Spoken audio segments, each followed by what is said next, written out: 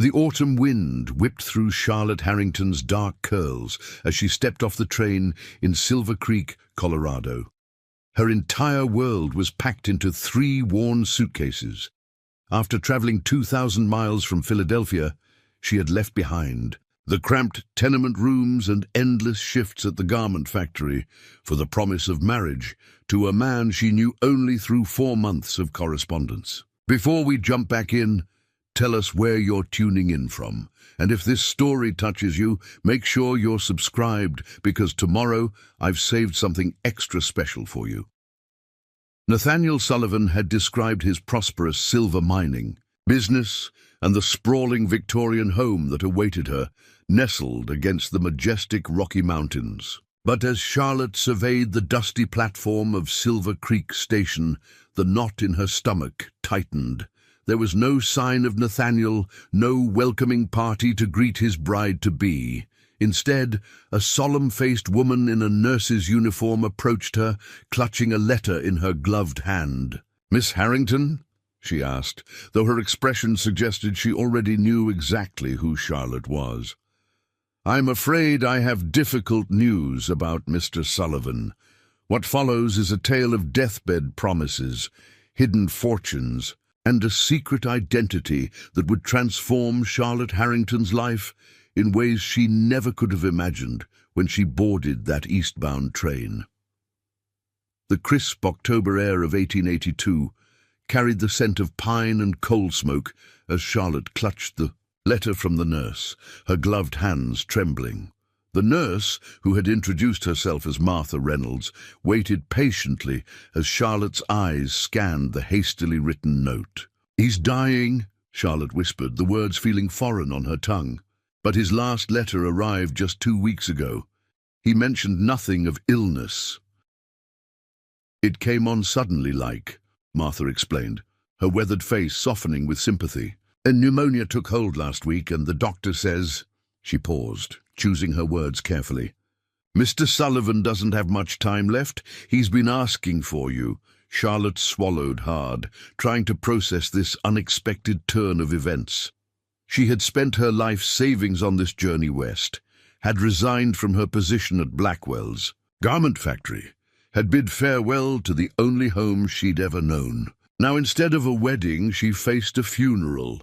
"His carriage is waiting," Martha continued, gesturing toward an elegant black brougham with silver trim parked at the edge of the station. "He insisted we bring you straight to the house." The ride through Silver Creek revealed a town far more prosperous than Charlotte had imagined from Nathaniel's letters. Grand storefronts lined the main street, and imposing brick buildings housed banks and offices. Clearly the silver mines had brought wealth to this remote mountain community. "Has Mr. Sullivan been a resident here long?" Charlotte asked, trying to gather her composure. Martha's hands tightened slightly on her handbag. "About 5 years, came with nothing but determination and a knowledge of mining that bordered on uncanny. Now he owns the most productive silver mine in the county and half the businesses in town." She studied Charlotte's face. "He never mentioned his past to you?" "Only that he was from Boston originally," Charlotte replied, realizing how little she actually knew about the man she had agreed to marry. His letters had been filled with descriptions of Colorado, questions about her interests and beliefs, and practical plans for their future together. Personal history had been notably absent. The carriage turned onto a tree-lined drive that wound upward into the foothills. After several minutes, a grand house came into view. A 3-story Victorian with elaborate gingerbread trim, wide porches, and a distinctive turret room at one corner. Despite the circumstances, Charlotte couldn't help but admire its elegance. "Silver crest," Martha announced. "Mr. Sullivan designed it himself." The carriage had barely stopped when the front door opened and a distinguished older man stepped out, medical bag in hand. "Dr. Patterson," Martha explained as they descended from the carriage. "Mr. Sullivan's physician." The doctor approached with a grim expression. "Miss Harrington, I'm afraid Mr. Sullivan has taken a turn for the worse." If you wish to speak with him while he's still lucid, we should go inside immediately. Charlotte nodded, suddenly terrified. She had prepared herself for marriage to a stranger, but not for watching that stranger die. Still, something compelled her forward, perhaps the same courage that had driven her to answer his advertisement in the first place. The interior of Silver Crest was as impressive as its exterior. Gleaming hardwood floors, imported furniture, and artwork that spoke of cultured taste. But Charlotte barely registered these details as she followed Dr. Patterson up the grand staircase and down a long hallway to a set of double doors. "He's very weak," the doctor warned before opening the doors. "Try not to excite him." The master bedroom was spacious, with tall windows that would normally flood the space with light. Now, heavy curtains had been drawn, leaving the room in shadow. A massive four-poster bed dominated the space, and in it lay a figure so still that Charlotte momentarily feared they had arrived too late. But as they approached, the man in the bed opened his eyes, striking blue eyes that seemed to pierce through the dimness of the room. Those eyes fixed on Charlotte with an intensity that made her breath catch. Nathaniel Sullivan was not at all what she had expected. From his letters, she had imagined a robust businessman in his 40s, perhaps greying at the temples. The man before her was younger, perhaps 35, with features that might once have been handsome before illness had hollowed his cheeks and yellowed his skin. A neatly trimmed beard couldn't hide the gauntness of his face. "Charlotte," he said, his voice barely audible, "you came." He extended a trembling hand. She stepped forward and took it, surprised by the strength of his grip despite his condition. "Of course I came, Mr. Sullivan." A ghost of a smile touched his lips.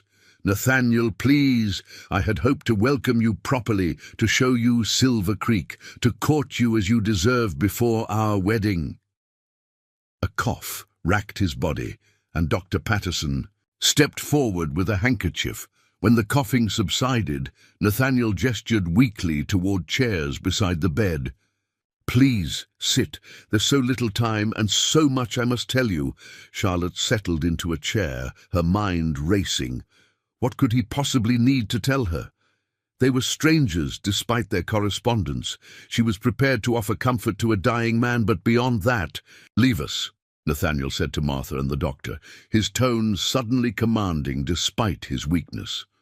Dr. Patterson frowned. "Mr. Sullivan, I don't think—" "Please," Nathaniel interrupted. "What I must discuss with Miss Harrington is private. I'll call if I need assistance." After a moment's hesitation, the doctor nodded. 10 minutes, no more. Your strength is limited." Once they were alone, Nathaniel's demeanor changed. His gaze became more focused, more urgent. "Charlotte, I've deceived you, though not in the ways that matter most." Charlotte stiffened. "Deceived me? My name is not Nathaniel Sullivan. At least it wasn't always." He paused, clearly struggling for breath. "My real name is Nathan Sinclair." The name meant nothing to Charlotte, and her confusion must have shown on her face. "The Sinclair family of Boston," he clarified. "My father was Edward Sinclair, railroad magnate and philanthropist." Now recognition dawned. The Sinclairs were one of the wealthiest families in America. Their name appeared regularly in newspaper society pages, even those read by factory workers in Philadelphia. "I don't understand," Charlotte said. "Why would you hide such a thing? Why come to Colorado under a false name?"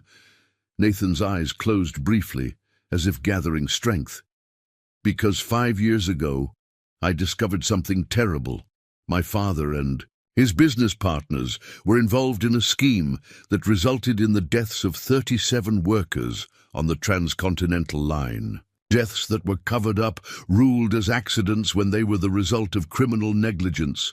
Charlotte's mind reeled. This was far from the simple deathbed confession she had anticipated. "I confronted him," Nathan continued, "threatened to take evidence to the authorities. That night there was an attempt on my life. A suspicious carriage accident that killed my driver instead of me." His fingers tightened around hers.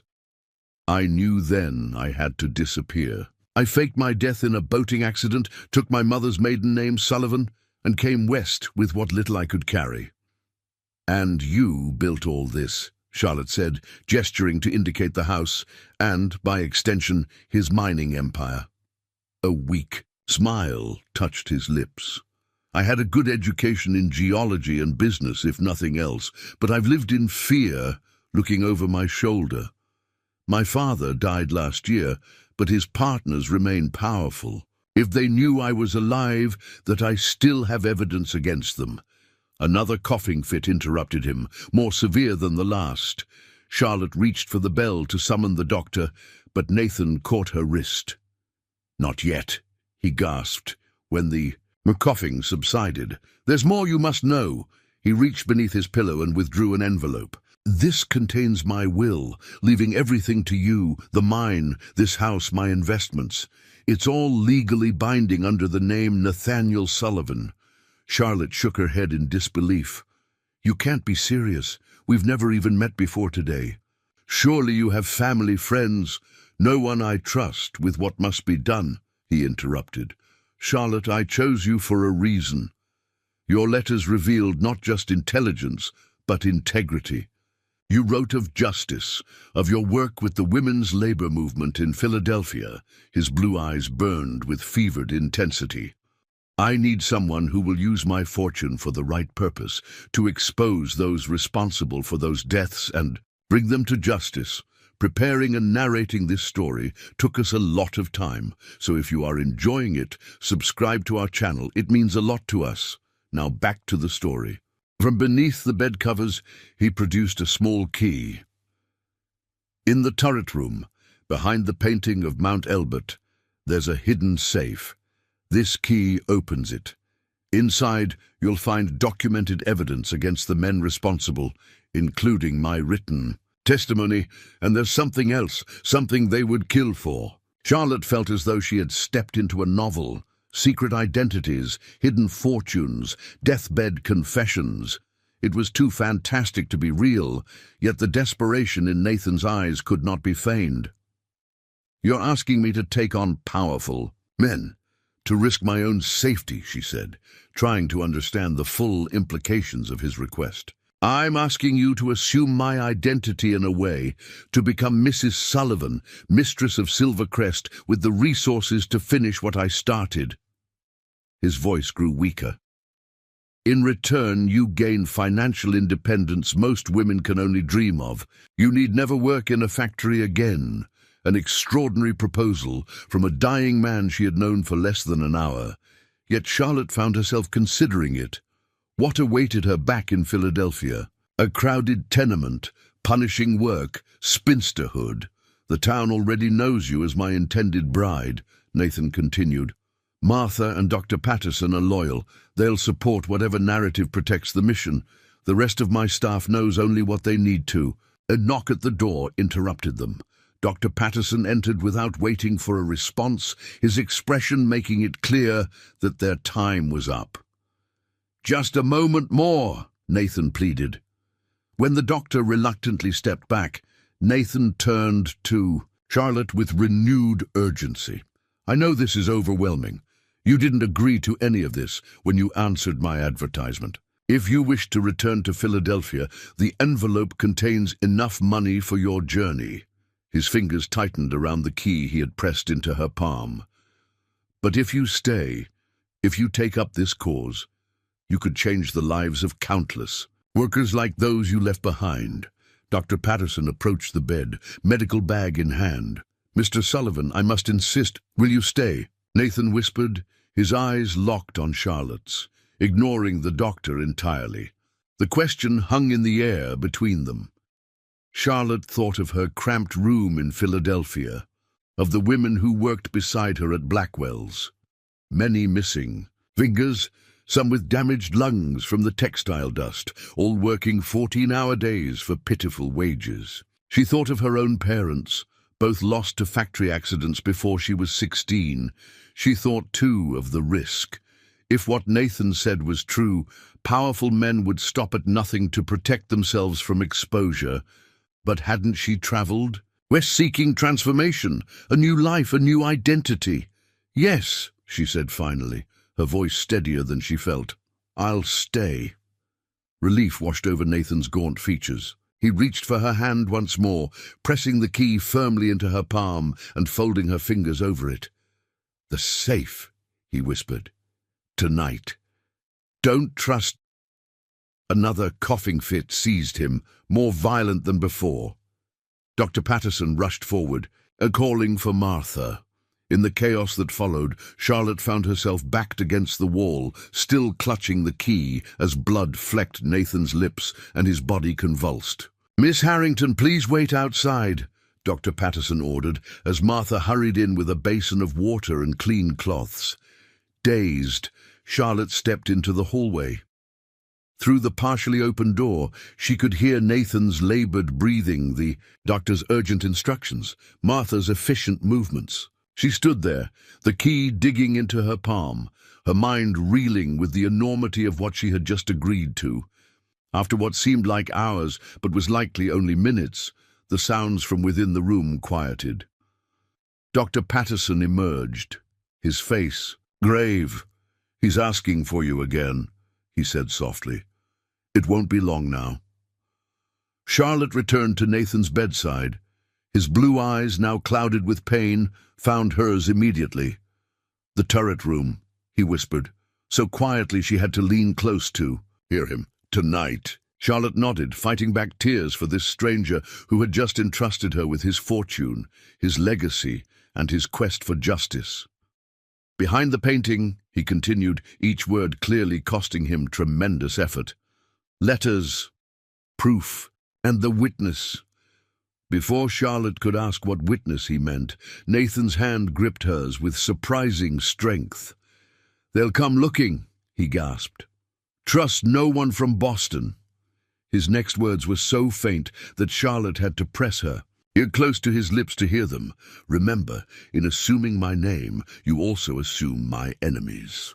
With these ominous words, Nathan Sinclair, known to Silver Creek as Nathaniel Sullivan, drew his final breath, leaving Charlotte alone in a strange house, in a strange town, with a fortune she hadn't sought, and a dangerous mission she hadn't anticipated. As Martha gently closed Nathan's eyes, and Dr. Patterson noted the time of death in his journal, Charlotte slipped the key into her pocket. Beyond the windows of Silver Crest, the sun was setting behind the Rocky Mountains, painting the sky in shades of gold and crimson. By morning, the news would spread throughout Silver Creek. Nathaniel Sullivan was dead. His mail-order bride arrived just in time to become his widow. Charlotte Harrington, who had stepped off the train just hours ago seeking a husband, now found herself the mistress of Silver Crest, heir to a mining empire and keeper of secrets that powerful men would kill to protect. As she stood by the bed of the man she had never truly known, she realized that her journey had only just begun.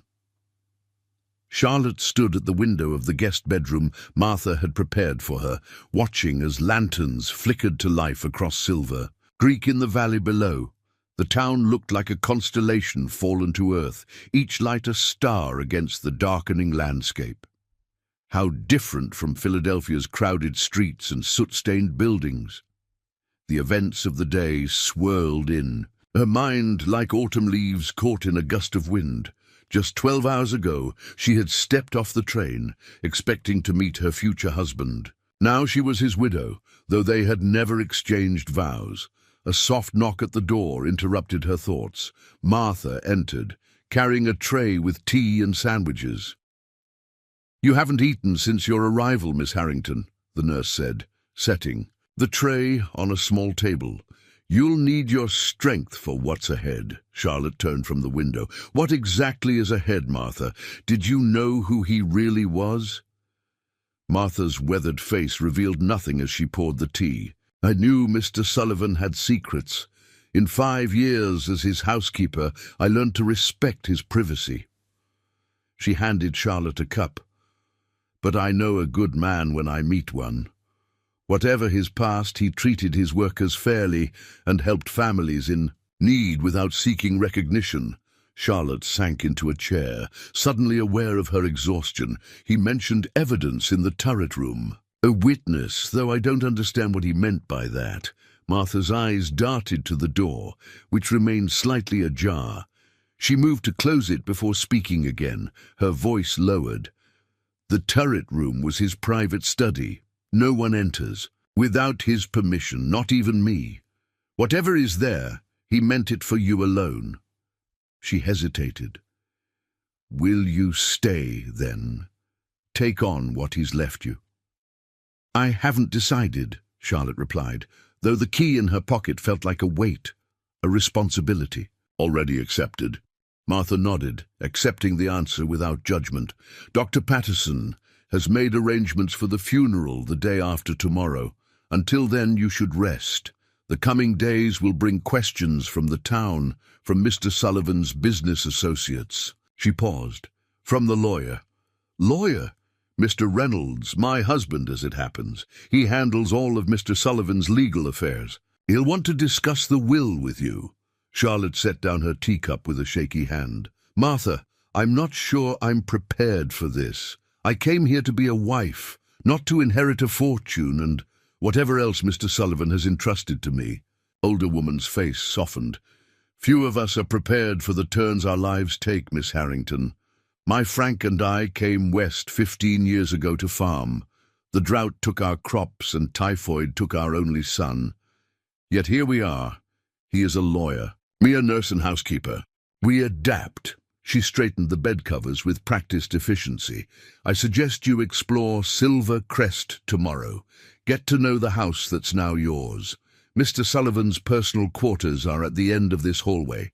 The turret room is accessible, only through his bedroom. After Martha left, Charlotte forced herself to eat, though she tasted nothing. Her practical nature asserted itself as she considered her options. She could take the money Nathan had promised for her return journey and go back east. Back to what? The factory wouldn't rehire her, and her room at the boarding house was already occupied by another desperate woman. Or she could stay, assume the identity of Nathaniel Sullivan's widow, and use his fortune to expose powerful men who had caused the deaths of innocent workers. The choice seemed simultaneously clear and impossible. Sleep eluded her that night. Every creak of the settling house, every whisper of wind against the windows, had her sitting upright, imagining Nathan's enemies already closing in. By dawn, her decision was made. She would at least examine the contents of the safe before determining her course. The house was quiet as Charlotte made her way down the hallway to Nathan's bedroom. Sunlight streamed through windows that had been shrouded the day before, illuminating a space both masculine and refined. A large four-poster bed dominated the room, its covers smoothed in death as they never might have been in life. A wardrobe of polished mahogany stood against one wall, and a writing desk occupied a corner near the window, papers neatly stacked as if awaiting attention that would never come. On the far side of the room, a narrow door stood partially open. Charlotte approached it cautiously, half expecting to find someone waiting for her. Instead, she discovered a spiral staircase leading upward into the turret. The turret room was smaller than she had imagined, but its windows on all sides offered commanding views of the mountains, the town, and the road leading to Silver Crest. A desk beneath the eastern window held stacks of mining reports and correspondence. Bookshelves lined the walls, filled with volumes on geology, law, and surprisingly, social reform. It took Charlotte only moments to locate the painting Nathan had mentioned, a striking landscape of a snow-capped mountain, which she presumed was Mount Elbert. The painting swung away from the wall on hidden hinges, revealing a small wall safe with a keyhole. The key from her pocket fit perfectly. The safe door opened smoothly, revealing several leather-bound journals, a stack of documents, tied with string, and a small wooden box. Charlotte removed these items and placed them on the desk, her heart racing. The topmost journal bore a date 5 years earlier. Opening it, she recognized Nathan's handwriting from his letters, though here it was more hurried, more urgent. The first entry confirmed his incredible story. April 15th, 1877. I have done what I never imagined possible. I have abandoned my name, my home, my identity. Nathan Sinclair is dead, drowned in Boston Harbor, according to this morning's papers. Nathaniel Sullivan lives, traveling west with evidence that would destroy my father and his associates if revealed. The irony doesn't escape me that in dying, I have perhaps finally begun to live with purpose. Charlotte spent the next hour reading entries that detailed Nathan's discovery of falsified safety reports, diverted funds meant for reinforcing tunnel, supports and correspondence between his father and other railroad executives discussing how to minimize financial exposure in the event of worker incidents. The documents from the safe provided concrete evidence, original letters with signatures and company seals, ledgers showing misappropriated funds, and most damning of all, a list of the 37 men who had died when a tunnel collapsed, alongside notes indicating that engineers had warned of the danger weeks earlier. Finally, Charlotte turned to the wooden box. Inside lay a silver pocket watch, a small leather-bound Bible, and a sealed envelope addressed simply, "To my successor." With trembling fingers, she broke the seal and unfolded the letter inside. To whoever reads this, if you are reading these words, I have failed in my mission to bring the truth to light and have chosen you as my heir, not just in property, but in purpose. The evidence in this safe proves criminal negligence in the deaths of 37 men, but documents alone may not be enough against the power of the Sinclair name and fortune. What my enemies fear most is not these papers, but the living witness, a man named Thomas Grant, former engineer for the Central Pacific Railroad. Grant warned of the unsafe conditions repeatedly and was dismissed for his trouble 1 week before the collapse. When he tried to speak out afterward, he was beaten nearly to death and left with a warning that his family would be next. I found Grant living under an assumed name in Denver 3 years ago. After gaining his trust, I helped him establish a new identity here in Silver Creek. He now works as the bookkeeper at my mine under the name Timothy Green. Only he and I know his true identity, and he remains in hiding, fearful for his life. Grant's testimony combined with these documents would be irrefutable. Yet he has refused to come forward without absolute assurance of his family's safety. A wife and daughter living in Sacramento who believe him dead for their own protection. This is the true inheritance I leave you, not just wealth, but the sacred duty to protect Grant and finally expose those responsible for the tragedy that has consumed my final years. Choose carefully whom to trust.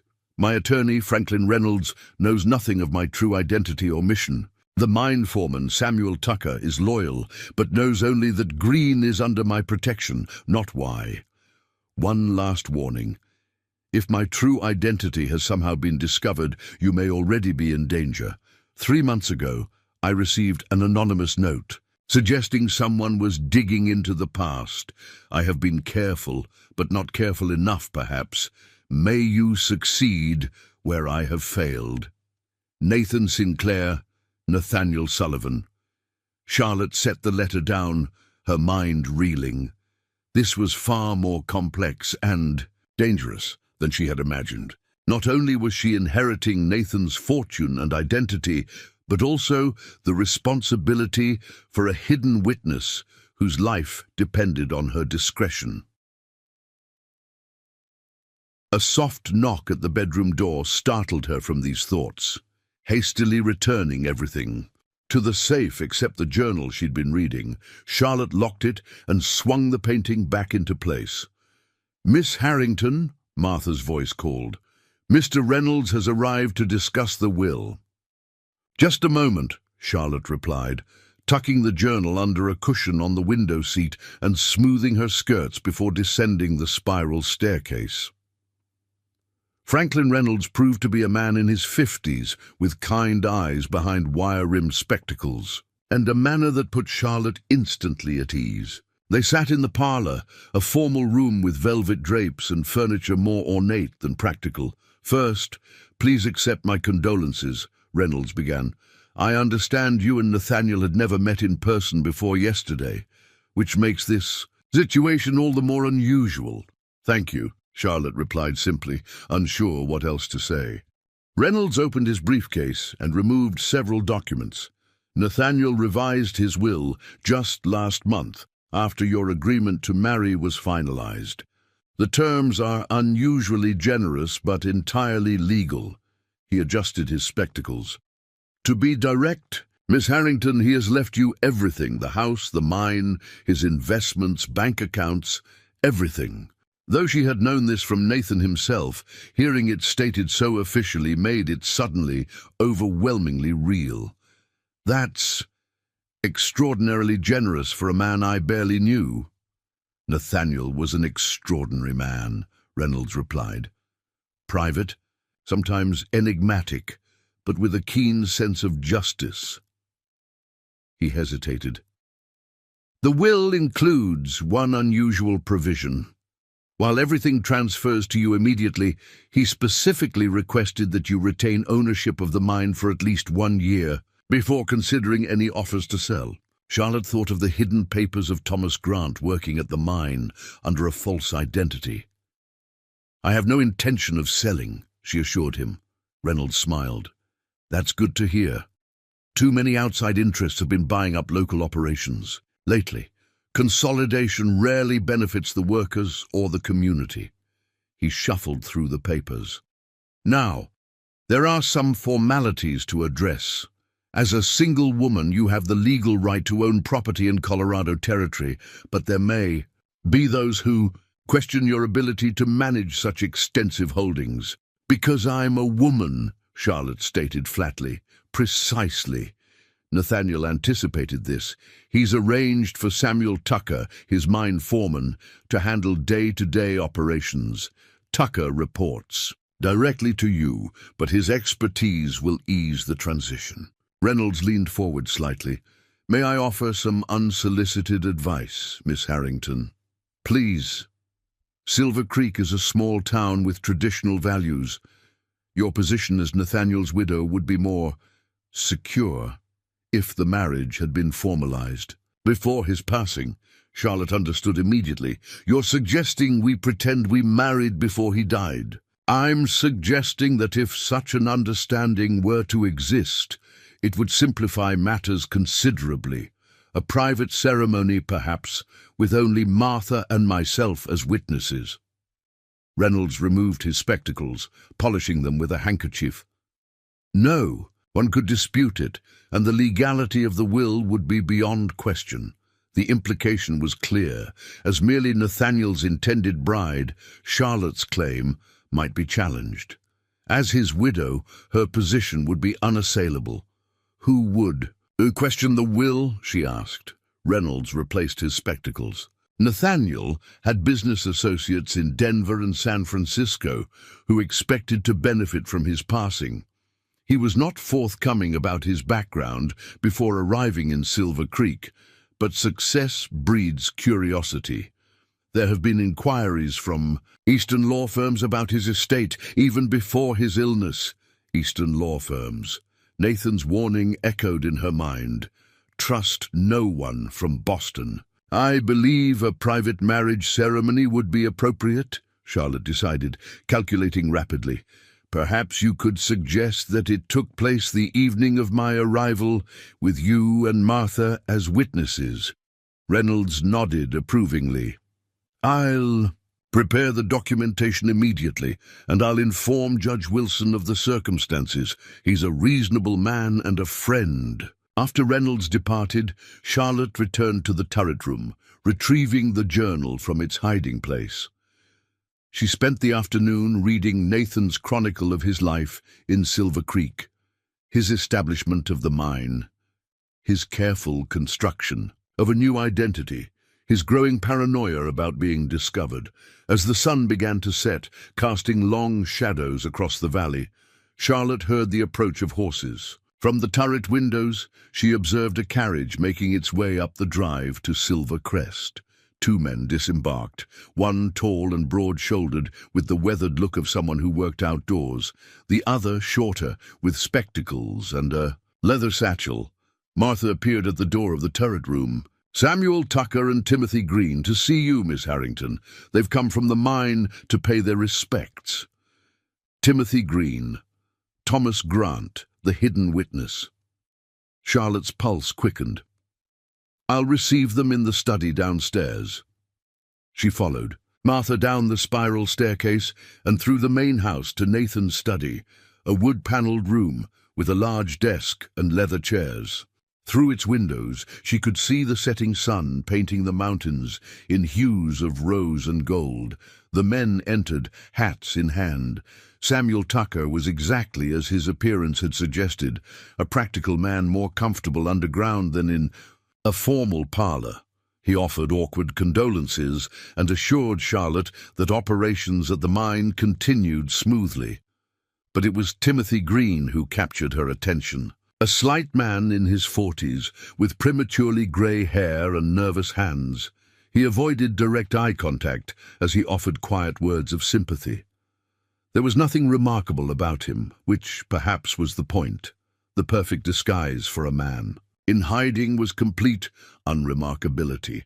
"Mr. Sullivan spoke highly of you both," Charlotte said, studying Green carefully for any sign of recognition, any hint that he knew she was aware of his true identity. "He was a fair employer," Tucker replied. "The men respected him.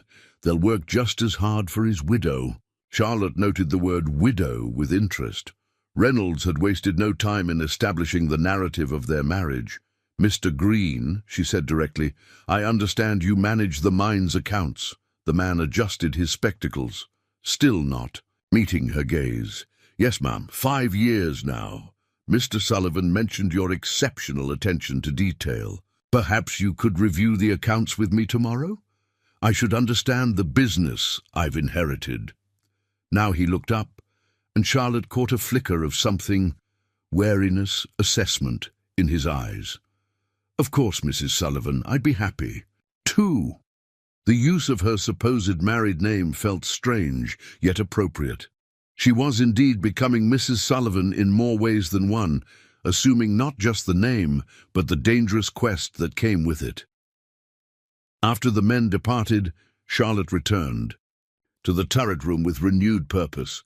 The sun had fully set now, and Silver Creek twinkled below, a reflection of the emerging stars above. She lit a lamp and reopened the safe, examining each document carefully, constructing a mental map of the conspiracy Nathan had died trying to expose. The miners' deaths, the cover-up, the powerful men behind it, all were detailed in Nathan's meticulous records. But to bring them to justice would require Thomas Grant's testimony, and to secure that, she would need to guarantee the safety of a family in Sacramento who believed their husband and father dead. As Charlotte replaced the documents in the safe, she caught sight of her reflection in the turret window. Her figure, superimposed against the night sky, the mountains a dark silhouette beyond. The woman who stared back at her seemed different somehow from the one who had stepped off the train just a day earlier, more determined, more resolute. That woman had come west seeking security through marriage. This woman had found something else entirely, a purpose worthy of the risk it entailed. With new-found clarity, Charlotte knew she would not be returning east. She would become Nathaniel Sullivan's widow in truth, if not in fact. She would protect Thomas Grant, and she would use every resource at her disposal to complete the mission Nathan had begun. Outside, the wind picked up, carrying the distant sound of a train whistle. Another new arrival to Silver Creek, perhaps, or something more ominous. Nathan's warning lingered in her mind. "In assuming my name, You also assume my enemies. Charlotte closed the safe and locked it, the key once again secure in her pocket. Tomorrow she would meet with Thomas Grant and begin to unravel the conspiracy that had claimed 37 lives and driven Nathan Sinclair to abandon his identity. Tonight, she would prepare herself for the role of a lifetime, becoming Mrs. Nathaniel Sullivan, mistress of Silver Crest and keeper of dangerous secrets. Whatever came next, there was no turning back. The morning of Nathaniel Sullivan's funeral brought a cold, driving rain that transformed the dirt roads of Silver Creek into rivers of mud. Charlotte stood at the window of her bedroom, dressed in a black morning gown that Martha had altered hastily the night before, watching as carriages struggled up the slope toward Silver Crest. "It's time, Mrs. Sullivan," Martha said, entering with a black veil. The housekeeper had effortlessly transitioned to using Charlotte's new married name, cementing the fiction that would protect her position. The funeral was held in the grand parlor of Silver Crest rather than the town church, ostensibly due to the weather, but in truth because Nathan, or Nathaniel, as Charlotte forced herself to think of him, had rarely attended services. Reverend Michaels from the local Presbyterian church officiated nonetheless, speaking of a man he had barely known, with generalities that could have applied to anyone. Charlotte observed the gathering from behind her veil. Samuel Tucker stood stoically near the door, his massive frame somehow diminished by the formal black suit that clearly made him uncomfortable. Timothy Green, Thomas Grant, the hidden witness, sat rigidly in a corner, eyes constantly moving as if assessing potential threats. Franklin Reynolds and his wife Martha remained close to Charlotte, a united front of support, but it was the other attendees who truly captured her attention, men in expensive suits who introduced themselves as business associates from Denver, San Francisco, even Chicago. They offered condolences while examining the house with calculating eyes, as if already assessing its value. "James Holloway," said a distinguished man with silver hair and a precisely trimmed beard, taking Charlotte's gloved hand. "I represent Western Mining Consortium. Nathaniel and I had been discussing a potential partnership before his unfortunate passing." "How interesting," Charlotte replied coolly. "He never mentioned it." Holloway's smile remained fixed, but his eyes hardened slightly. "It was preliminary. Perhaps we might discuss it after a suitable mourning period." "Perhaps," Charlotte replied non-committally, "though I've been advised to make no business decisions for at least a year." "A year is a long time in mining," Holloway observed. "Opportunities appear and vanish quickly." "Then I suppose they weren't truly opportunities at all, but merely temptations," Charlotte replied, noticing how Holloway's eyes narrowed at her. Response. After the brief service and an even briefer eulogy delivered by Franklin Reynolds, the attendees moved to the dining room, where refreshments had been arranged. Charlotte circulated as propriety demanded, accepting condolences and deflecting questions about her plans for the mine with practiced vagueness. She was pouring tea when she overheard a fragment of conversation from the adjoining room, Holloway speaking to another man in hushed tones. "Waste of time. She knows nothing of mining. Tucker runs the operation, and he can be bought. Sullivan was stubborn about selling. Let's hope the widow is more practical. The Chicago office wants this property. They don't care how we acquire it." Charlotte nearly dropped the teapot. Western Mining Consortium had offices in Chicago. Could they be connected to the same interests Nathan had been investigating? She filed the information away, determining to ask Thomas Grant when they met later that day. As the gathering dispersed, Charlotte noted with unease that several attendees remained in deep conversation with Samuel Tucker on the front porch. Tucker's expression was inscrutable as he listened to whatever proposition was being made. "The vultures circle already," Martha observed, appearing at Charlotte's side as the last carriage departed. And not just for mine? What do you mean? Martha's weathered face creased with concern. A gentleman from the Denver Chronicle was asking about you. Your background. How long you and Nathaniel corresponded before you agreed to marry. Seemed particularly interested in whether you had family back east who might wish to know of your good fortune. A chill ran through Charlotte that had nothing to do with the rain still pattering against the windows. What did you tell him? That you were an orphan, as was indeed mentioned in town when Nathaniel announced your impending arrival. I said you had worked respectable jobs in Philadelphia, had no living relatives, and had corresponded with Nathaniel for nearly a year. It was close enough to the truth to be believable. Charlotte had lost her parents years ago, though she did have a married sister in Pittsburgh whom she rarely saw. Thank you, Martha.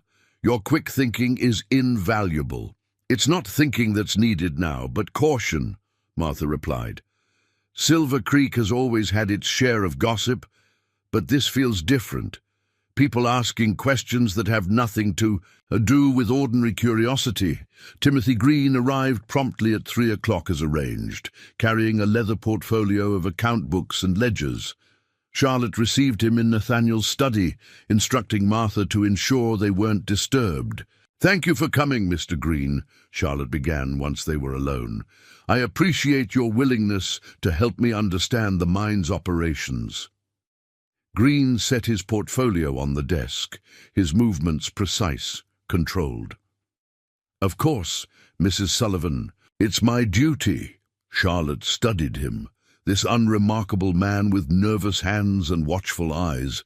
Nothing about him suggested he was the key witness in a case against some of the most powerful men in America. But then, that was precisely the point. She rose to check that the study door was fully closed, then turned to face him directly. I think we can dispense with pretense, Mr. Grant.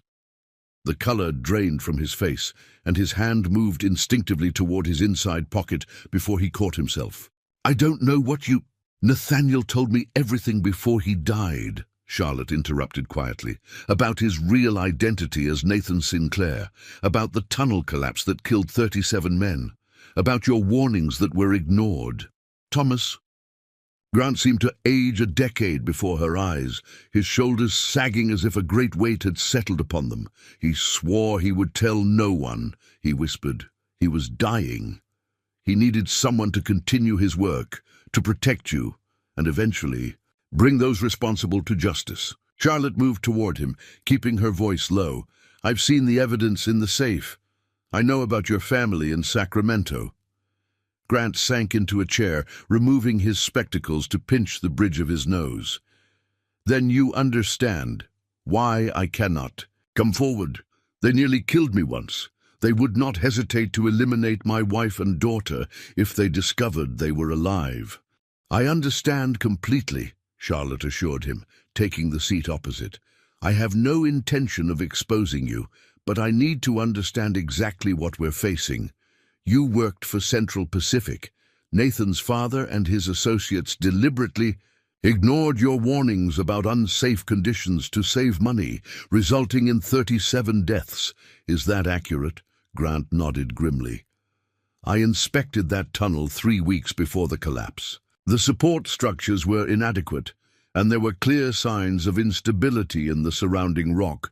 I filed reports, sent telegrams directly to the board in Boston. The response came from Edward Sinclair himself. Proceed as planned. My concerns were noted but deemed exaggerated. And after the collapse, I was fired for incompetence the day they pulled the last body from the rubble. When I threatened to take my documentation to the newspapers, 2 men cornered me behind my boarding house. They beat me unconscious, broke both my hands. He held up his slightly misshapen fingers. A doctor passing by intervened, likely saving my life. Before they left, they told me exactly where my wife taught school and which route my daughter took home each day. Charlotte felt a wave of nausea at the calculated cruelty. So you disappeared. I wrote to my wife, telling her only that I was in danger and they needed to flee immediately. I emptied our savings account, Sent the money with instructions to disappear, to tell everyone I had died in the collapse. His voice cracked. I haven't seen them in 5 years. We exchange letters through an intermediary in San Francisco, a Chinese merchant who asks no questions. They live simply in Sacramento. My wife teaches at a small school under her maiden name. And Nathaniel found you. Grant's expression softened slightly. 2 years after the collapse, I was working as a bookkeeper in Denver under yet another name.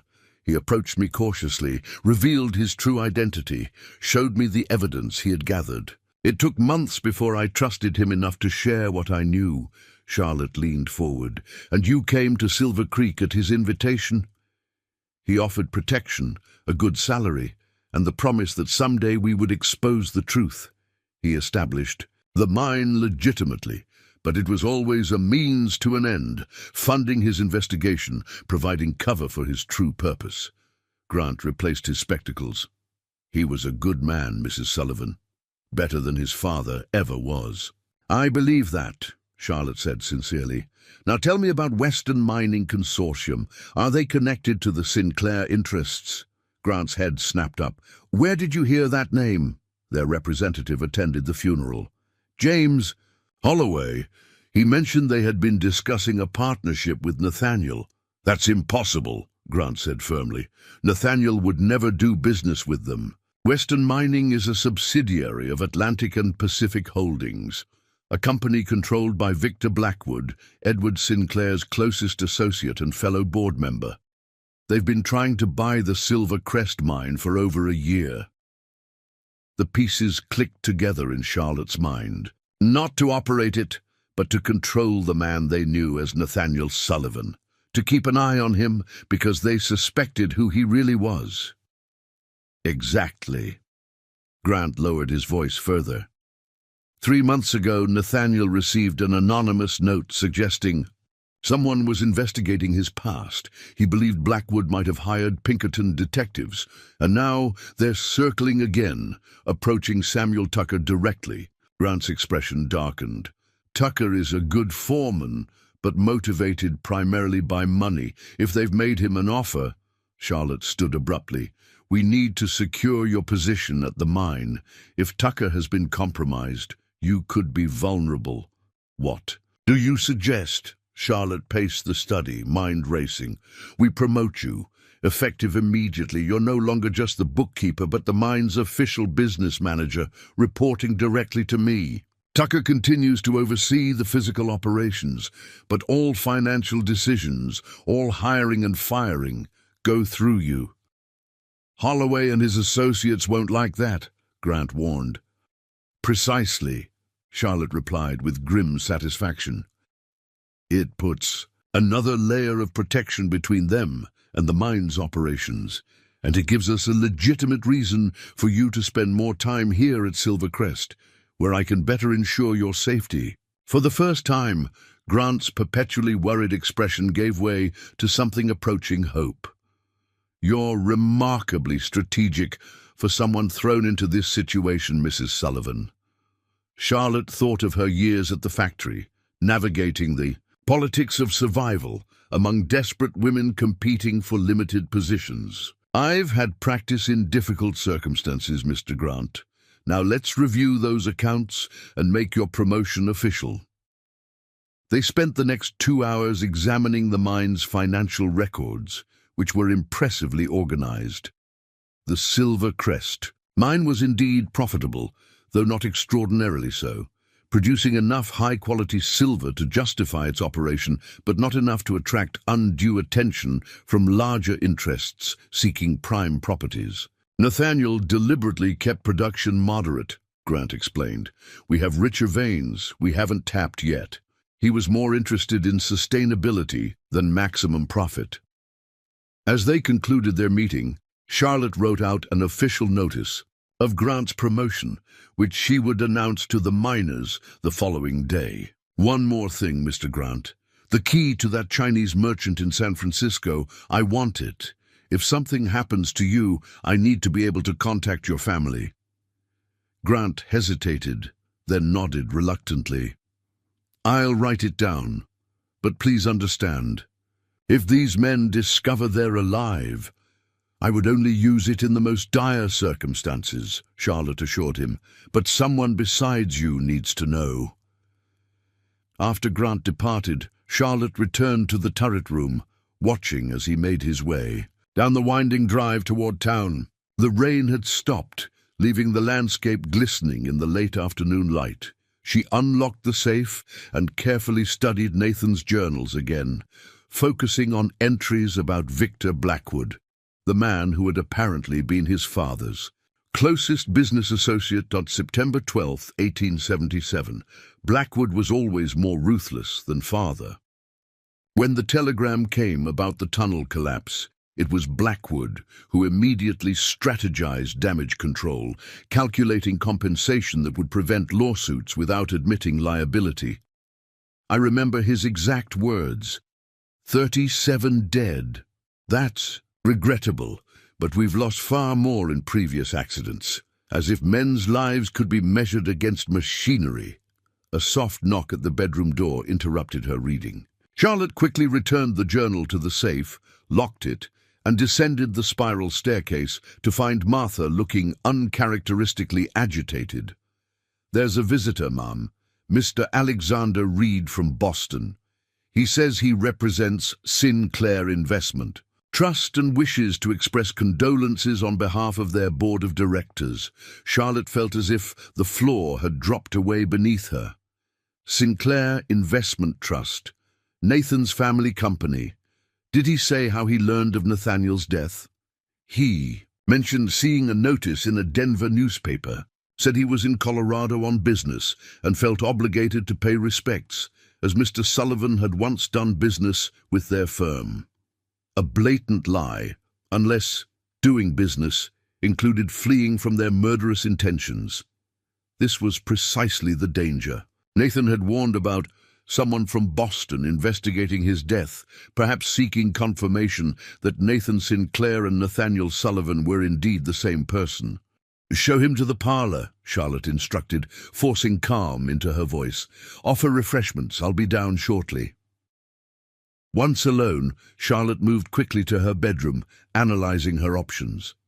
She could refuse to see Reed, but that might only increase his suspicion. Better to meet him, assess the threat, and mislead him if possible. She checked her appearance in the mirror, ensuring her morning attire was appropriately somber yet dignified. The woman who gazed back was composed, serious. Every inch the wealthy widow. No trace remained of the factory worker from Philadelphia who had arrived just 3 days ago. Alexander Reed proved to be younger than Charlotte had expected, perhaps 35, impeccably dressed in a tailored suit that spoke of considerable wealth. His handsome features were arranged in an expression of practiced sympathy as he rose to greet her. "Mrs. Sullivan, please accept my sincere condolences on your loss. Alexander Reed, Sinclair Investment Trust." He extended a manicured hand. Charlotte allowed him to clasp her fingers briefly. "You're very kind to call, Mr. Reed, though I confess I'm unaware of any business relationship between my husband and your firm." Reed smiled smoothly. "It was some years ago, shortly after Mr. Sullivan established himself in Silver Creek. A small investment matter, nothing significant, but Edward Sinclair, our chairman, makes a point of acknowledging the passing of anyone connected to the firm, however tangentially." "How considerate," Charlotte replied, gesturing for him to be seated, while she took a chair opposite. "Though I'm surprised news of my husband's death reached Boston so quickly. The mining community is surprisingly close-knit, despite the distances involved," Reed explained. "Word travels fast when someone of Mr. Sullivan's stature passes unexpectedly." Martha entered with a tea tray, which she set on the table between them before withdrawing silently. "I understand you were only recently married," Reed continued as Charlotte poured the tea. "A tragic circumstance to be widowed so soon after your arrival." "Indeed," Charlotte handed him a cup, "though I'm grateful I arrived in time for us to exchange vows before his condition worsened. Small comfort, but significant nonetheless. The lie flowed easily, establishing the narrative that protected her legal position. Reed's eyes narrowed almost imperceptibly, and Charlotte wondered what information he already possessed about the timing of her arrival. "I've heard that Mr. Sullivan was somewhat reserved about his background before coming to Silver Creek," Reed remarked casually. "Quite the mysterious figure by some accounts." Charlotte added a precise amount of sugar to her tea. "My husband valued his privacy, Mr. Reed. He believed a man should be judged by his present actions, not his origins." "A commendable philosophy," Reed agreed, "though sometimes the past has a way of illuminating the present. Wouldn't you agree?" The conversation continued in this vein, Reed probing subtly about Nathaniel's history, Charlotte deflecting with practiced composure. Finally, Reed set down his teacup and retrieved a small leather portfolio from his jacket. "Mrs. Sullivan, I hope you won't think this presumptuous, but I've taken the liberty of preparing an offer for the Silvercrest mine on behalf of Sinclair Investment Trust. We would be interested in acquiring the property at a very generous price." Charlotte accepted the document with a polite smile that didn't reach her eyes. "How unexpected, Mr. Reed, especially given that my husband is barely cold in his grave." Reed had the grace to look momentarily discomfited. "Business often moves forward, despite personal tragedy, Mrs. Sullivan. The offer is quite substantial, enough to allow you to return east in considerable comfort if you wished. And if I don't wish to sell, then the offer remains open. Though I should mention that running a silver mine is a complex undertaking, particularly for someone unfamiliar with the industry. There are risks involved." The thinly veiled threat hung in the air between them. Charlotte maintained her composed expression while anger flared within her. This man represented the interests that had caused 37 deaths and were prepared to cause more to protect their reputations and fortunes. "I'll consider your offer, Mr. Reed," she said smoothly, setting the unopened document aside. "Now, if you'll excuse me, this has been an exhausting day." Reed stood, recognizing the dismissal. "Of course. I'm staying at the Silver Creek Hotel for the next few days, should you wish to discuss the matter further." He retrieved a calling card from his waistcoat pocket and placed it beside the offer. "I do hope you'll give it serious consideration, Mrs. Sullivan. It would be a shame if unfortunate circumstances befell the mine under your stewardship." After he departed, Charlotte remained seated, her mind racing. Reed's visit confirmed her worst fears. Nathan's true identity had been discovered, or at least suspected. Sinclair Investment Trust's sudden interest in an unremarkable Colorado silver mine could have no other explanation. Martha appeared in the doorway. "That man," she said with uncharacteristic vehemence, "has the eyes of a snake and the venom." "To match," Charlotte agreed, picking up Reed's offer and breaking the seal. The amount was indeed substantial, far more than the mine was worth based on its reported output. This wasn't a business proposition. It was a bribe to silence any potential revelations about the Sinclair family's involvement in the tunnel disaster. As darkness fell over Silver Creek, Charlotte stood at the window, watching the lamps being lit in the town below. Somewhere down there, Thomas Grant was carefully guarding his secrets, living in perpetual fear for his family's safety. And now Alexander Reed had arrived from Boston, representing the very interests that had already demonstrated their willingness to kill to protect their reputations. The game had begun in earnest, and the stakes couldn't be higher. Charlotte fingered the key in her pocket, the key to Nathan's safe, to his secrets, to the evidence that could bring down powerful men. She had never sought this responsibility, but having accepted it, she would see it through, whatever the cost. Tomorrow she would visit the mine, announce Grant's promotion, and assess Samuel Tucker's loyalties. She would begin implementing the plans forming in her mind, plans to protect Grant, secure the evidence, and ultimately expose the truth about the tunnel collapse. Alexander Reed and his associates had no idea whom they were dealing with. They saw only a vulnerable widow, easily intimidated and manipulated. They would learn their mistake soon enough. Charlotte Harrington had disappeared the moment she stepped off that train. In her place stood Mrs. Nathaniel Sullivan, a woman with resources, determination, and a cause worth fighting for. The confrontation had begun, and she intended to win. The Silvercrest mine sprawled across the mountainside like a complex living organism, wooden structures housing machinery, narrow-gauge rail tracks for ore carts, and the dark mouth of the main shaft disappearing into the earth. Men moved with purpose, their faces and clothes streaked with dust and sweat as they emerged from the depths or prepared to descend. Charlotte surveyed the operation from horseback, having ridden out at dawn with Timothy Green and 2 mine guards, that Martha had surprisingly insisted accompany them. The mountain trails can be treacherous for those unfamiliar with them, the housekeeper had said, though her meaningful glance suggested the danger might not come from nature alone.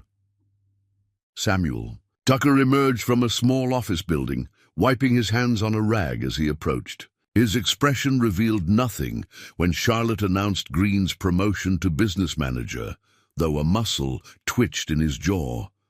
Effective immediately, Mr. Green will oversee all financial operations and personnel decisions, Charlotte concluded. You'll continue to manage the technical aspects of mining, Mr. Tucker, reporting to Mr. Green on operational matters and to me regarding any significant developments. Tucker's eyes flicked to Green, then back to Charlotte. As you wish, Mrs. Sullivan, though I'm surprised by the timing. Mr. Sullivan always handled business matters directly with me. My husband valued Mr. Green's financial expertise, Charlotte replied smoothly. As do I. Times of transition require clear chains of authority. After discussing production goals and scheduling an inspection of the main shaft for later that week, Charlotte and Green rode a short distance away from the mine to speak privately, ostensibly reviewing property boundaries. Tucker wasn't pleased, Green observed, glancing back toward the mine entrance where the foreman stood watching them. No, but he accepted it, which suggests he hasn't been fully turned by Holloway's people. Not yet, at least. Charlotte adjusted her riding gloves. What's your assessment of the guards Martha arranged? Jenkins and Morales? They've worked for the mine since the beginning. Nathaniel hired them specifically for their military backgrounds. If trouble comes, they're reliable. Charlotte nodded, somewhat reassured. I need you to compile complete personnel records for every mine employee.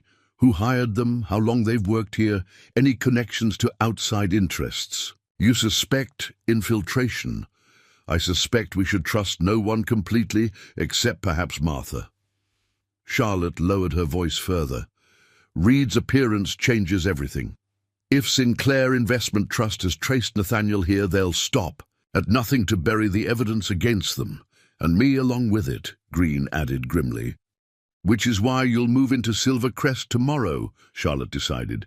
The East Wing has separate quarters originally intended for guests. You'll be safer there than in town. Green looked alarmed. Won't that seem unusual?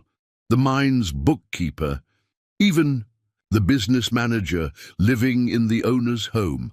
Not when everyone understands you're assisting the widow with complex business affairs during her time of grief, Charlotte replied.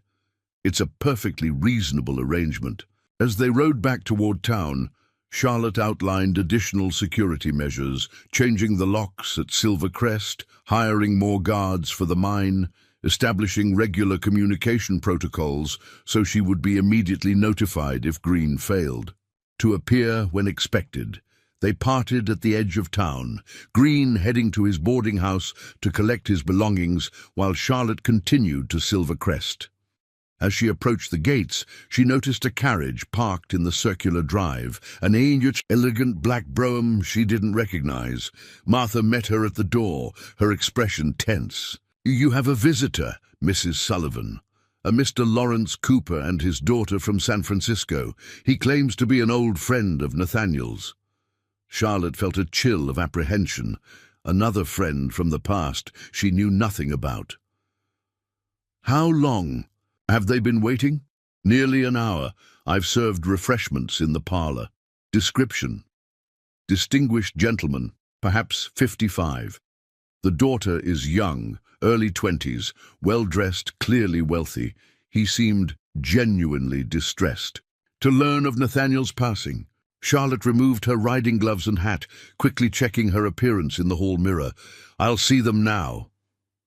Lawrence Cooper rose as Charlotte entered the parlor, a tall man with silver streaks dark hair and a neatly trimmed beard. His daughter remained seated, a slender young woman with striking features and intelligent eyes. Mrs. Sullivan, Cooper said, stepping forward to take Charlotte's hand. Please accept our condolences. I'm Lawrence Cooper, and this is my daughter, Elizabeth. We were deeply saddened to learn of Nathaniel's passing. Thank you for your kind words, Mr. Cooper, Charlotte replied, studying him closely. I must confess, Nathaniel never mentioned you. Something flickered in Cooper's eyes. Surprise, perhaps, or concern? That's unexpected.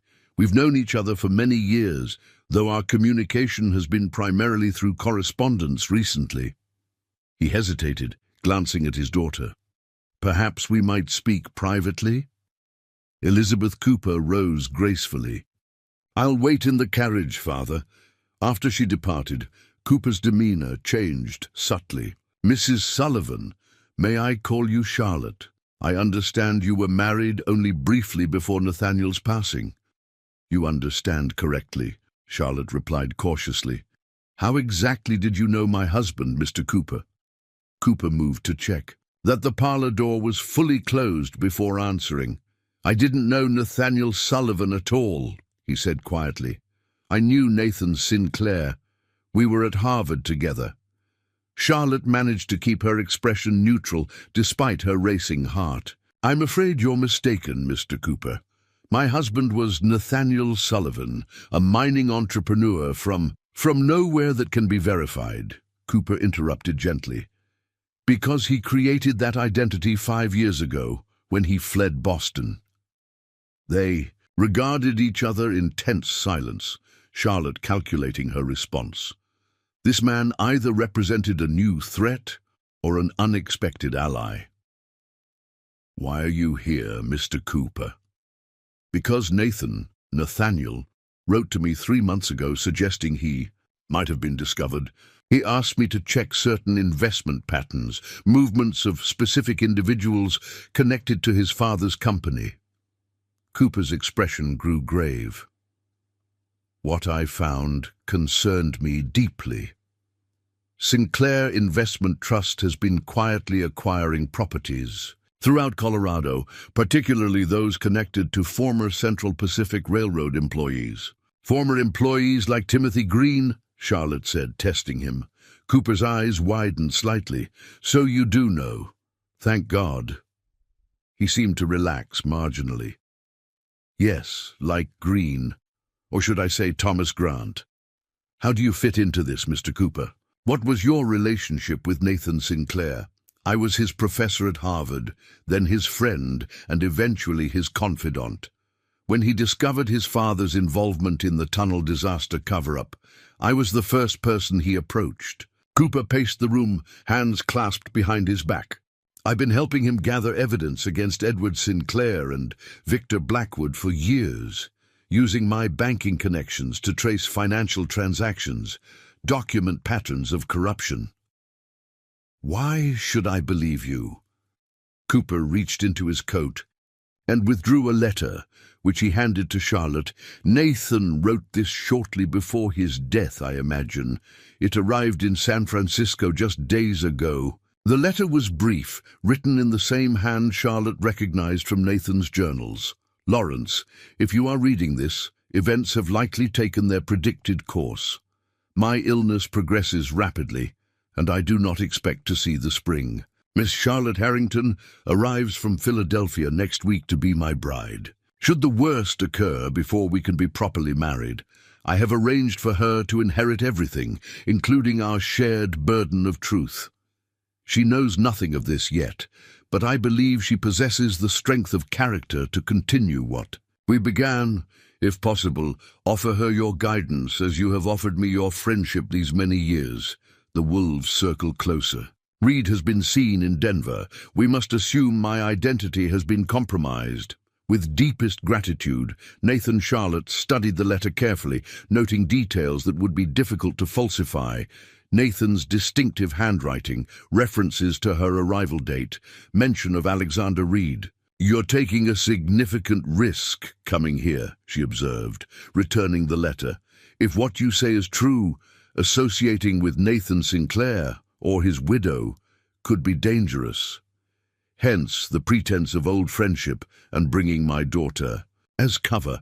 Elizabeth knows nothing of this, by the way.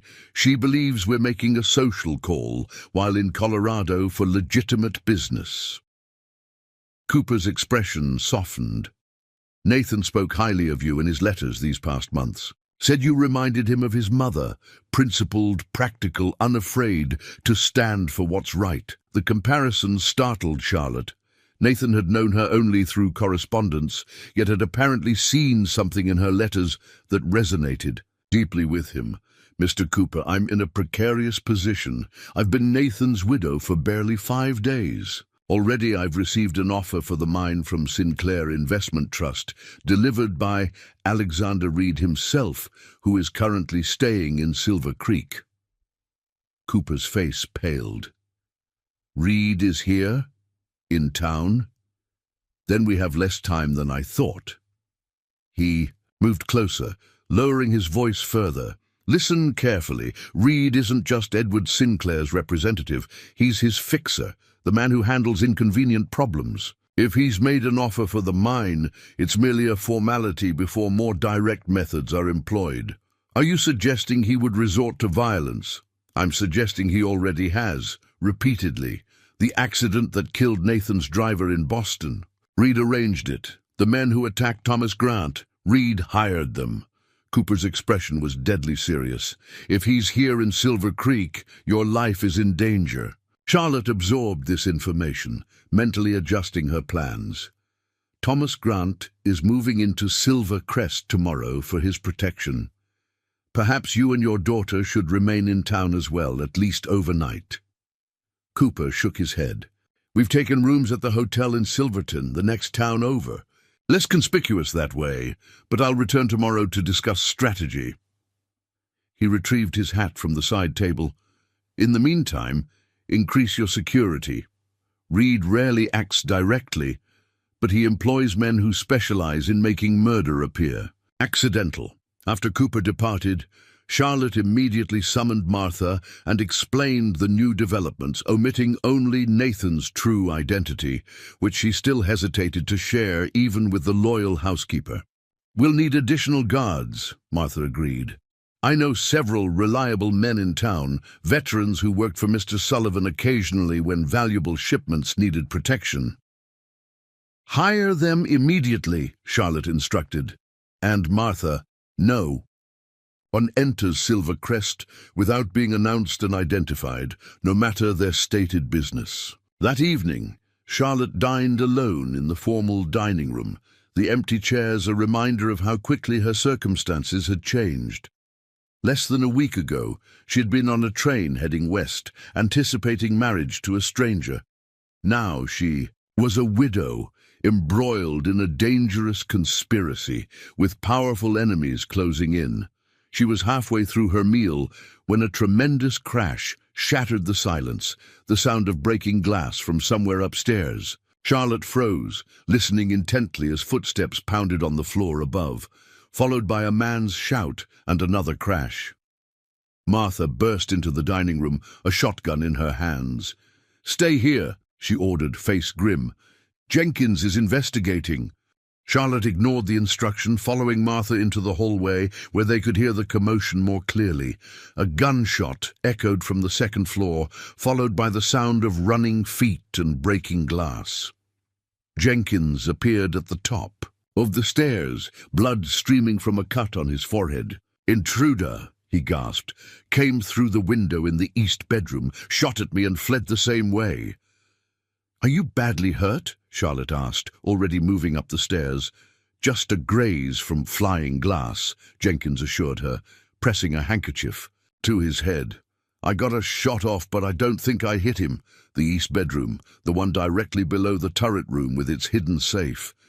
Charlotte felt cold dread wash over her as she realized the implications. Someone had been trying to access Nathan's secret documents. The bedroom was in disarray, curtains torn from the window, furniture overturned, glass from the broken window scattered across the floor. Most disturbing was the hole in the ceiling, a sartushai, crude opening that had been cut into the plaster, providing access to the floor of the turret room above. "They knew exactly what they were looking for," Martha observed grimly, examining the damage. "The safe in the turret." Charlotte looked at her sharply. "You knew about the safe?" Martha met her gaze steadily. "I've been with Nathaniel since he arrived in Silver Creek. I know more than you might imagine, Mrs. Sullivan." Before Charlotte could respond, Morales appeared in the doorway. "We found blood on the ground beneath the window. Whoever it was..." Jenkins' shot caught him. "We're following the trail now." "Be careful," Charlotte warned. "There may be more than one." After Morales departed, Charlotte and Martha secured the damaged window as best they could, moving a heavy dresser in front of it for additional protection. "You should sleep in the West Wing tonight," Martha suggested. "We'll post guards at all entrances." Charlotte shook her head. "No, I need to check the safe first." In the turret room, she found everything apparently undisturbed. The painting concealing the safe remained in place, and when she swung it aside, the safe door was still, securely locked. Relief washed over her, tempered by the realization that whoever had broken in knew exactly what they were seeking. "We need to move the documents," Charlotte decided. "The safe is too obvious a hiding place now." "There's a hidden compartment beneath the floorboards in Nathaniel's dressing room," Martha said. "He used it for valuables when traveling." Charlotte glanced at her speculatively. "You really did know him well." "Well enough to know he wasn't born Nathaniel Sullivan," Martha replied quietly, "though his secrets remained his own." This confirmed what Charlotte had begun to suspect, that Martha knew, or at least suspected, Nathan's true identity. "Help me move these papers," she said, opening the safe and carefully removing its contents. Together, they transferred the journals, documents, and wooden box to the hiding place Martha had described. A clever compartment built into the floor, completely invisible when the rug was replaced. "I suggest we both sleep in the kitchen tonight," Martha said when they had finished. "It's easier to secure, with only one entrance and barred windows." Charlotte agreed, and they spent an uncomfortable night on makeshift pallets near the kitchen. Stove, the shotgun within Martha's reach, a revolver beside Charlotte's pillow. Jenkins and another guard patrolled the grounds, but no further disturbance occurred. Dawn brought news. The blood trail had led to the edge of the property before disappearing, suggesting the intruder had a horse waiting. More ominously, a search of the surrounding area revealed fresh cigarette butts on a ridge overlooking Silver Crest. Someone had been watching the house, perhaps for days. Charlotte called an emergency meeting in the kitchen with Martha, the guards, and Timothy Green, who arrived as planned to take up residence in the East Wing. "The situation has escalated faster than anticipated," Charlotte began, pouring coffee for everyone with her own hands, a gesture that seemed to surprise the men but felt appropriate for the crisis they faced. "Last night's break-in confirms that our enemies know exactly what they're looking for. The East Wing is compromised," Green observed nervously. "Perhaps I should remain in town after all." "Absolutely not," Charlotte replied firmly.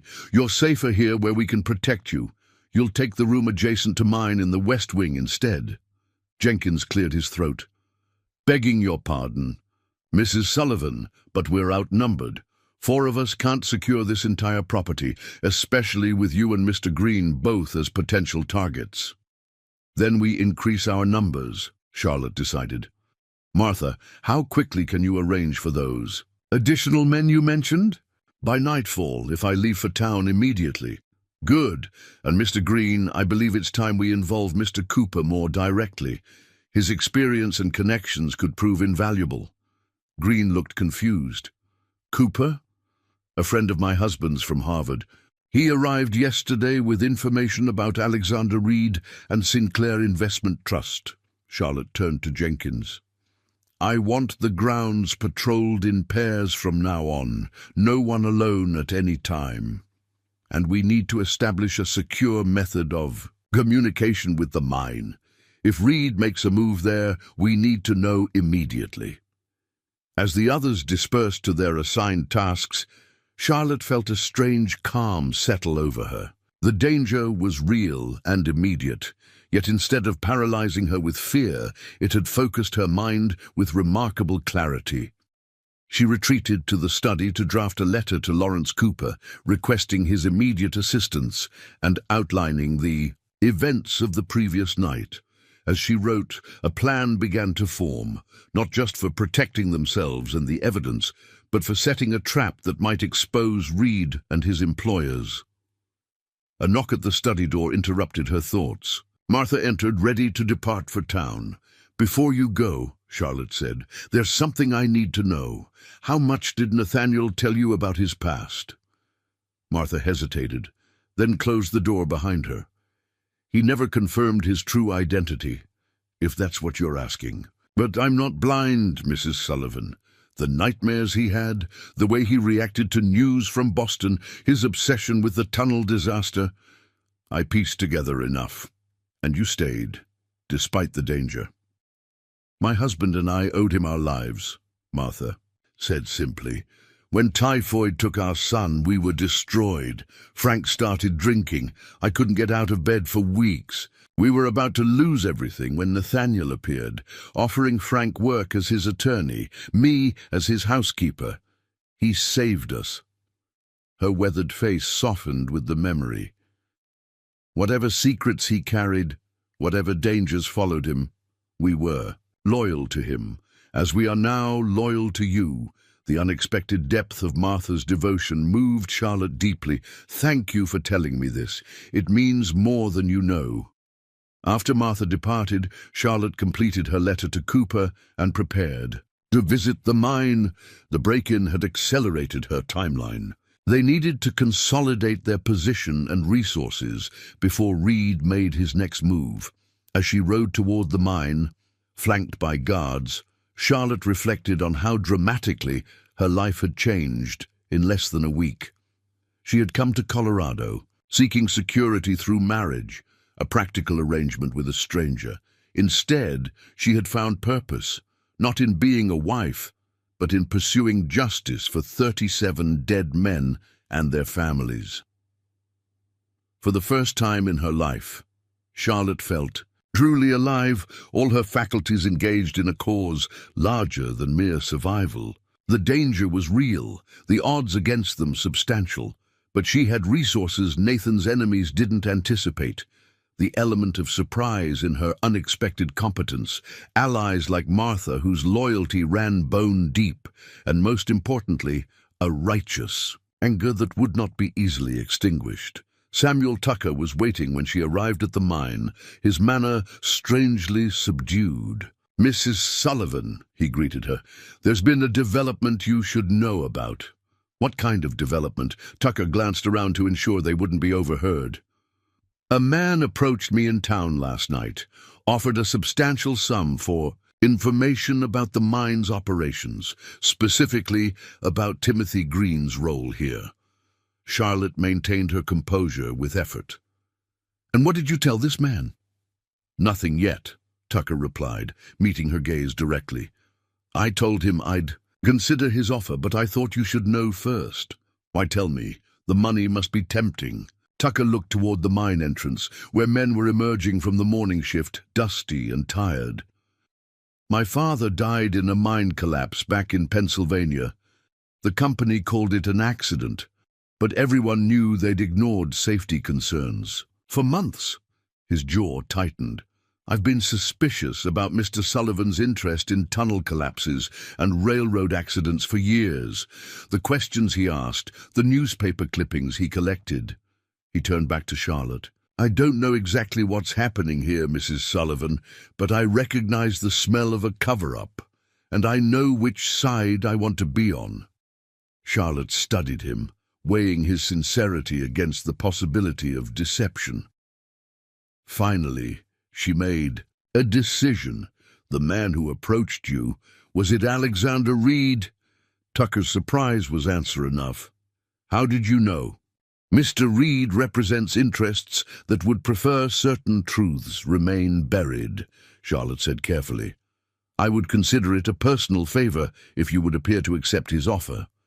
Feed him information, real enough to be believable, false, enough to be useless.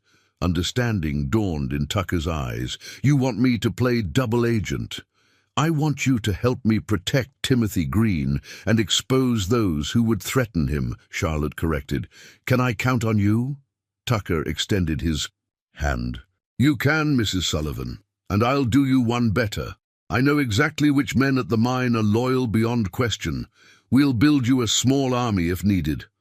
As they shook hands, Charlotte felt the balance shifting, momentum gathering, one by one. She was securing allies, building a network of protection around the evidence and witnesses that could bring down the Sinclair Empire. Now it was time to spring the trap for Alexander Reed, to transform from hunted to hunter in a dangerous game where lives hung in the balance. The crisis had found her, but the turning point would be of her own making. Charlotte Harrington had arrived in Silver Creek as a mail-order bride seeking security. Mrs. Nathaniel Sullivan would remain as an instrument of justice, wielding wealth and position as weapons in a battle that had claimed too many victims already.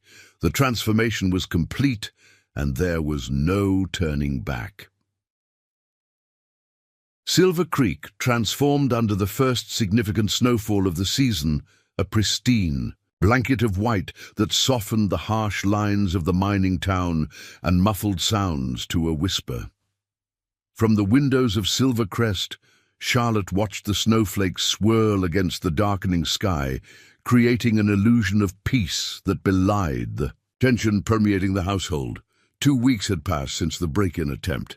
2 weeks of vigilance, strategy, and careful maneuvering in a dangerous game where the stakes were human lives. Silver Crest now resembled a fortress more than a mansion. Guards patrolling the grounds in rotating shifts, windows reinforced, doors secured with additional locks.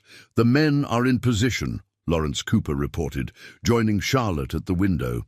He had moved into Silver Crest 3 days after the break-in, ostensibly as a business consultant helping the widow manage her affairs. His daughter Elizabeth remained in Silverton, believing her father was simply assisting an old friend's widow while conducting his own banking business in the region. And Tucker has arranged everything at the mine? Charlotte asked. Cooper nodded. The false documents are in Green's office, exactly where Reed's informant will report finding them. The real evidence remains secure. He studied Charlotte's profile, illuminated by the fading daylight. You seem remarkably calm for someone about to spring a trap on Alexander Reed. I've discovered an unexpected talent for strategy, Charlotte replied with a slight smile. Growing up in a Philadelphia tenement teaches one to anticipate threats and plan accordingly. Nathan would be impressed, Cooper observed. He always believed the privileged classes underestimated those they considered beneath them. It was one of his core principles that true character reveals itself regardless of circumstance. Charlotte had come to appreciate Cooper's insights into Nathan Sinclair. Through his stories and recollections, she had developed a deeper understanding of the man whose identity she had inherited. His brilliance at Harvard, his growing disillusionment with his father's business ethics, his determination to expose corruption regardless of personal cost. The storm should help our cause, Charlotte noted as the snowfall intensified.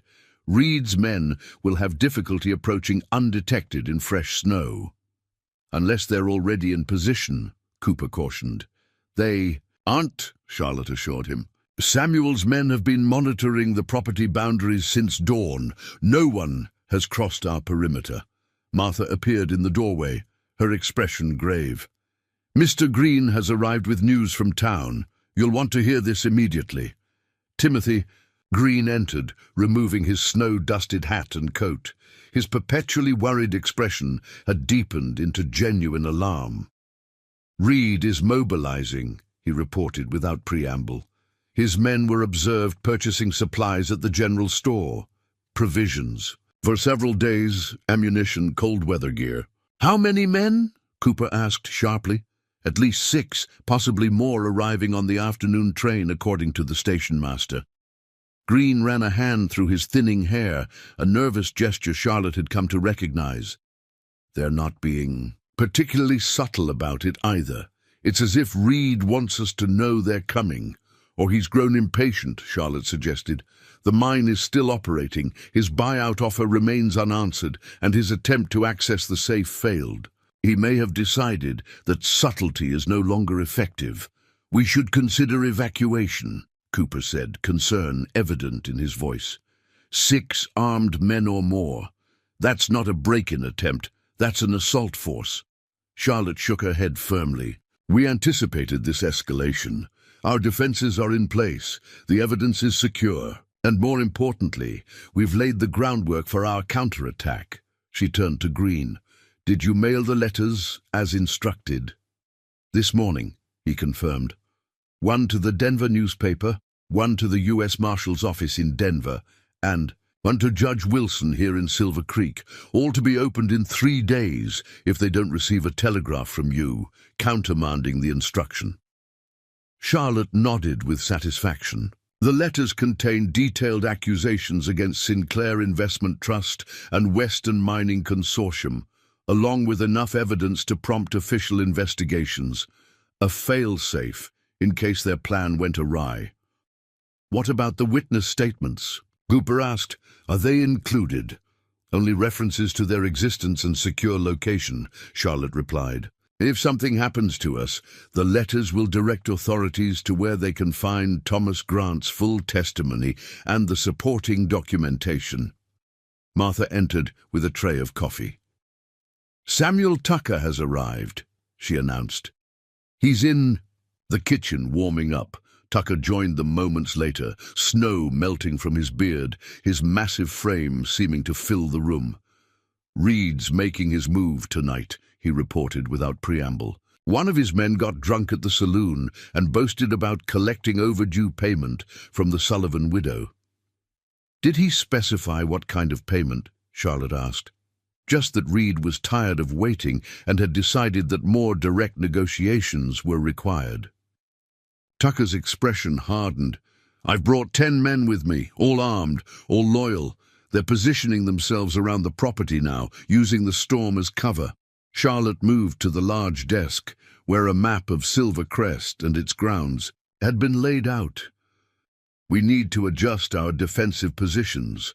With the snowfall, they're more likely to approach from the south slope, where the trees provide cover almost to the house. For the next hour, they refined their strategy, assigning men to key positions, establishing signals, and preparing for multiple scenarios. As darkness fell completely, the mansion grew quiet, tension hanging in the air like the static before. A lightning strike. You should rest, Cooper suggested to Charlotte around 9 o'clock. We have enough men on watch. Nothing will happen before midnight at the earliest, not in this weather. Charlotte reluctantly agreed. The past 2 weeks had been exhausting, managing the mine, coordinating their defensive preparations, and maintaining the public facade of a grieving widow attempting to settle her husband's affairs. Sleep had been elusive, snatched in brief intervals between crises. She retired to her bedroom, but found sleep impossible. Instead, she sat at the small writing desk, penning a letter to her sister in Pittsburgh, a letter that might serve as farewell if the night's events went poorly. My dearest Margaret, I write to you from circumstances so extraordinary that you might scarcely believe them true. The husband I travelled west to marry died within hours of my arrival, but not before entrusting me with his fortune and a mission of profound importance. Should you receive this letter, it means I have not survived. To tell you this story in person, I want you to know that I found purpose here in Silver Creek, a cause worth fighting for, and if necessary, dying for. The timid sister you remember has discovered reservoirs of courage she never knew existed. I have made provisions for you and the children. Mr. Franklin Reynolds of Silver Creek has instructions regarding funds set aside for your family. It is a small compensation for the loss of the sister who always admired your strength and kindness. A soft knock interrupted her writing. Martha entered at Charlotte's acknowledgement, carrying a small wooden box. "I thought you might want this," the housekeeper said, placing the box on the desk. "It belonged to Nathaniel's mother," he told me once. "He kept it with his most personal possessions." The box was finely crafted, inlaid with mother-of-pearl in an intricate pattern. Inside, Charlotte found a delicate silver locket on a fine chain. "He mentioned once that he planned to give it to his bride," Martha continued. "I think he would want you to have it now." Charlotte was touched by the gesture. Though her marriage to Nathaniel had been a fiction, his bequest to her had been real, as was her commitment to the cause that had cost him his life. She opened the locket to find a miniature painted portrait of a woman with kind eyes and a serene expression. "His mother," Martha confirmed, "Eleanor Sinclair, though he never used that name when speaking of her to me." "You knew," Charlotte said softly. "You knew who he really was all along." Martha's weathered face revealed nothing. "I knew he was a good man, running from a terrible truth. The name he used mattered less than the heart he showed." She moved to the window, checking that the shutters were secure. "The storm is worsening. It may delay Reed's men, but it will also make it harder for the marshal to reach us if we manage to signal for help." "We're on our own tonight," Charlotte agreed, fastening the locket around her neck, as perhaps Nathan was for much of his life. A sudden commotion from downstairs interrupted their conversation. Raised voices, heavy footsteps. Martha tensed, reaching for the revolver she now carried constantly, but relaxed slightly when Cooper's voice called up the stairs. "Charlotte! Martha! Come quickly! It's Elizabeth!" They hurried downstairs to find Cooper in the entrance hall, supporting his daughter who was soaked from the snow, her elegant travelling dress sodden and torn, her face pale with exhaustion and fear. "Elizabeth insisted on travelling from Silverton despite the storm," Cooper explained, as Martha helped the young woman to a chair near the fire. "She arrived in Silver Creek only to find men watching the hotel, asking questions about any young women traveling alone. Reed's men," Charlotte surmised. "They must suspect a connection between you and Cooper." Elizabeth looked up sharply. "The hotel clerk warned me, said they'd been showing my description around town, claiming to be relatives concerned for my welfare." Her voice, despite her bedraggled appearance, was steady.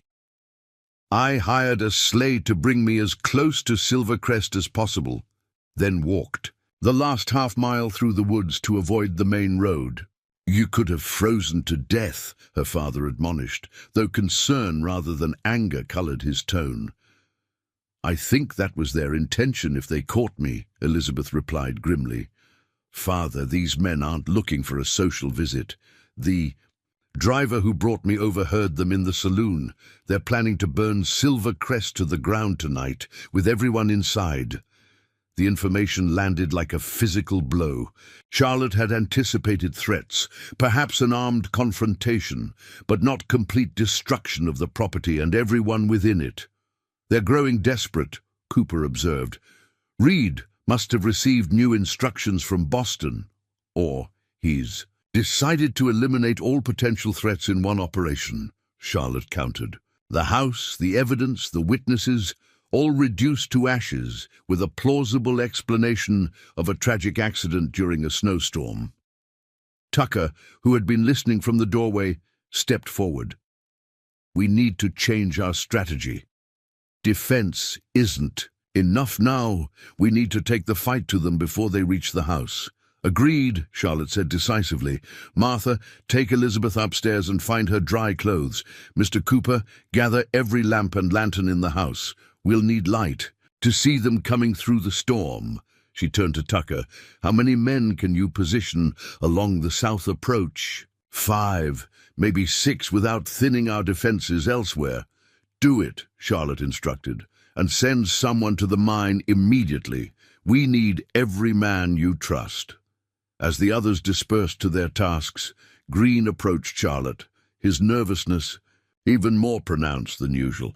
"Mrs. Sullivan, perhaps we should consider Cooper's earlier suggestion of evacuation. We could take the evidence, escape through the North Woods to Silverton." "And then what?" Charlotte asked. "Keep running? Live in fear?" "No, Mr. Green. Nathan Sinclair spent 5 years hiding from these men. I won't spend the rest of my life doing the same." Her voice softened slightly. "But I understand if you wish to leave. Your safety was always our primary concern." Green straightened, a flash of unexpected dignity crossing his worried features. "My family believes I died to protect them. What kind of man would I be if I fled now, leaving others to fight my battle?" He squared his shoulders. "I'll stay, Mrs. Sullivan, whatever comes." Within the hour, Silvercrest had been transformed into a battle station. Lanterns were strategically placed to illuminate the grounds around the house. Every window and door on the ground floor had been secured and barricaded. The women, including Elizabeth Cooper, had been instructed in the use of firearms, though Charlotte had been practicing for days already under Tucker's guidance. From an upstairs window, Charlotte surveyed their preparations. The snow continued to fall heavily, reducing visibility to mere yards beyond the circle of lantern lights surrounding the house. The storm that had seemed an ally earlier now worked against them, potentially concealing Reed's men until they were dangerously close. "You should know," Cooper said quietly, joining her at the window, "that I've sent a message to a trusted colleague in Denver. If we survive this night, I believe we can arrange federal protection for Thomas Grant and his family. Enough to allow him to testify safely." Charlotte glanced at him. "You think that's still possible after all this?" "I think Nathan's death needn't be in vain," Cooper replied. "And I think you've accomplished more in 2 weeks than most could. Manage in years. Reed's desperation proves it. You've backed them into a corner." A sudden shout from outside interrupted their conversation, one of Tucker's men giving the alarm. Through the swirling snow, dark figures were visible moving among the trees at the edge of the cleared area surrounding the mansion. "It's starting," Charlotte observed with eerie calm. "Earlier than we expected." "The storm's worsening," Cooper noted. "They probably fear being trapped in town if they wait." Charlotte moved quickly to the central hall where the others had gathered. Martha, grim-faced and determined. Elizabeth Cooper, pale but composed. Thomas Grant, nervously checking and rechecking his revolver. And Franklin Reynolds, who had arrived an hour earlier to deliver news from town and elected to remain. "Remember the plan," Charlotte instructed. "No one engages unless absolutely necessary. Our goal is to hold them off until the mine workers arrive with reinforcements, or until morning, when the storm may break enough for us to signal for help from town." A rifle shot echoed from outside, followed by another. Tucker burst through the front door, snow coating his broad shoulders. "They're approaching from multiple directions," he reported. "At least 10 men, maybe more. They've split into groups." "To surround the house," Charlotte concluded. "Just as we anticipated." She turned to Reynolds. "Are the documents secure?" "The hiding place you suggested," the lawyer confirmed. "The flour barrel in the root cellar. No one would think to look there." Another volley of shots rang out, closer now. Tucker returned outside to coordinate their defenders, while the others took up their assigned positions throughout the house, Martha and Elizabeth in the kitchen with clear sightlines to the back. Dr. Reynolds and Green covering the front entrance, Cooper monitoring the east wing, where the intruder had previously attempted entry. Charlotte moved from position to position, rifle in hand, offering encouragement and adjusting their defense. As reports came in from Tucker's men outside, the attackers were probing their defenses, testing for weaknesses rather than mounting a full assault. Around midnight, the first direct attack came, 3 men rushing the kitchen door from the cover of the woodshed. Martha's shotgun roared, sending them scrambling back into the darkness. Minutes later, 2 more attempted to force a window in the east wing, only to be driven back by Cooper's accurate fire. The pattern continued for over an hour. Probe, retreat, probe again from a different direction. It was a siege strategy, designed to exhaust the defenders while conserving the attackers' strength. "They're wearing us down," Cooper observed during a momentary lull. "And we still haven't seen Reed himself." "He'll be directing operations from a safe distance," Charlotte replied. "Reed doesn't take personal risks if he can avoid them." As if summoned by their discussion, a voice called out from the darkness beyond the circle of lantern light. "Mrs. Sullivan, can you hear me?"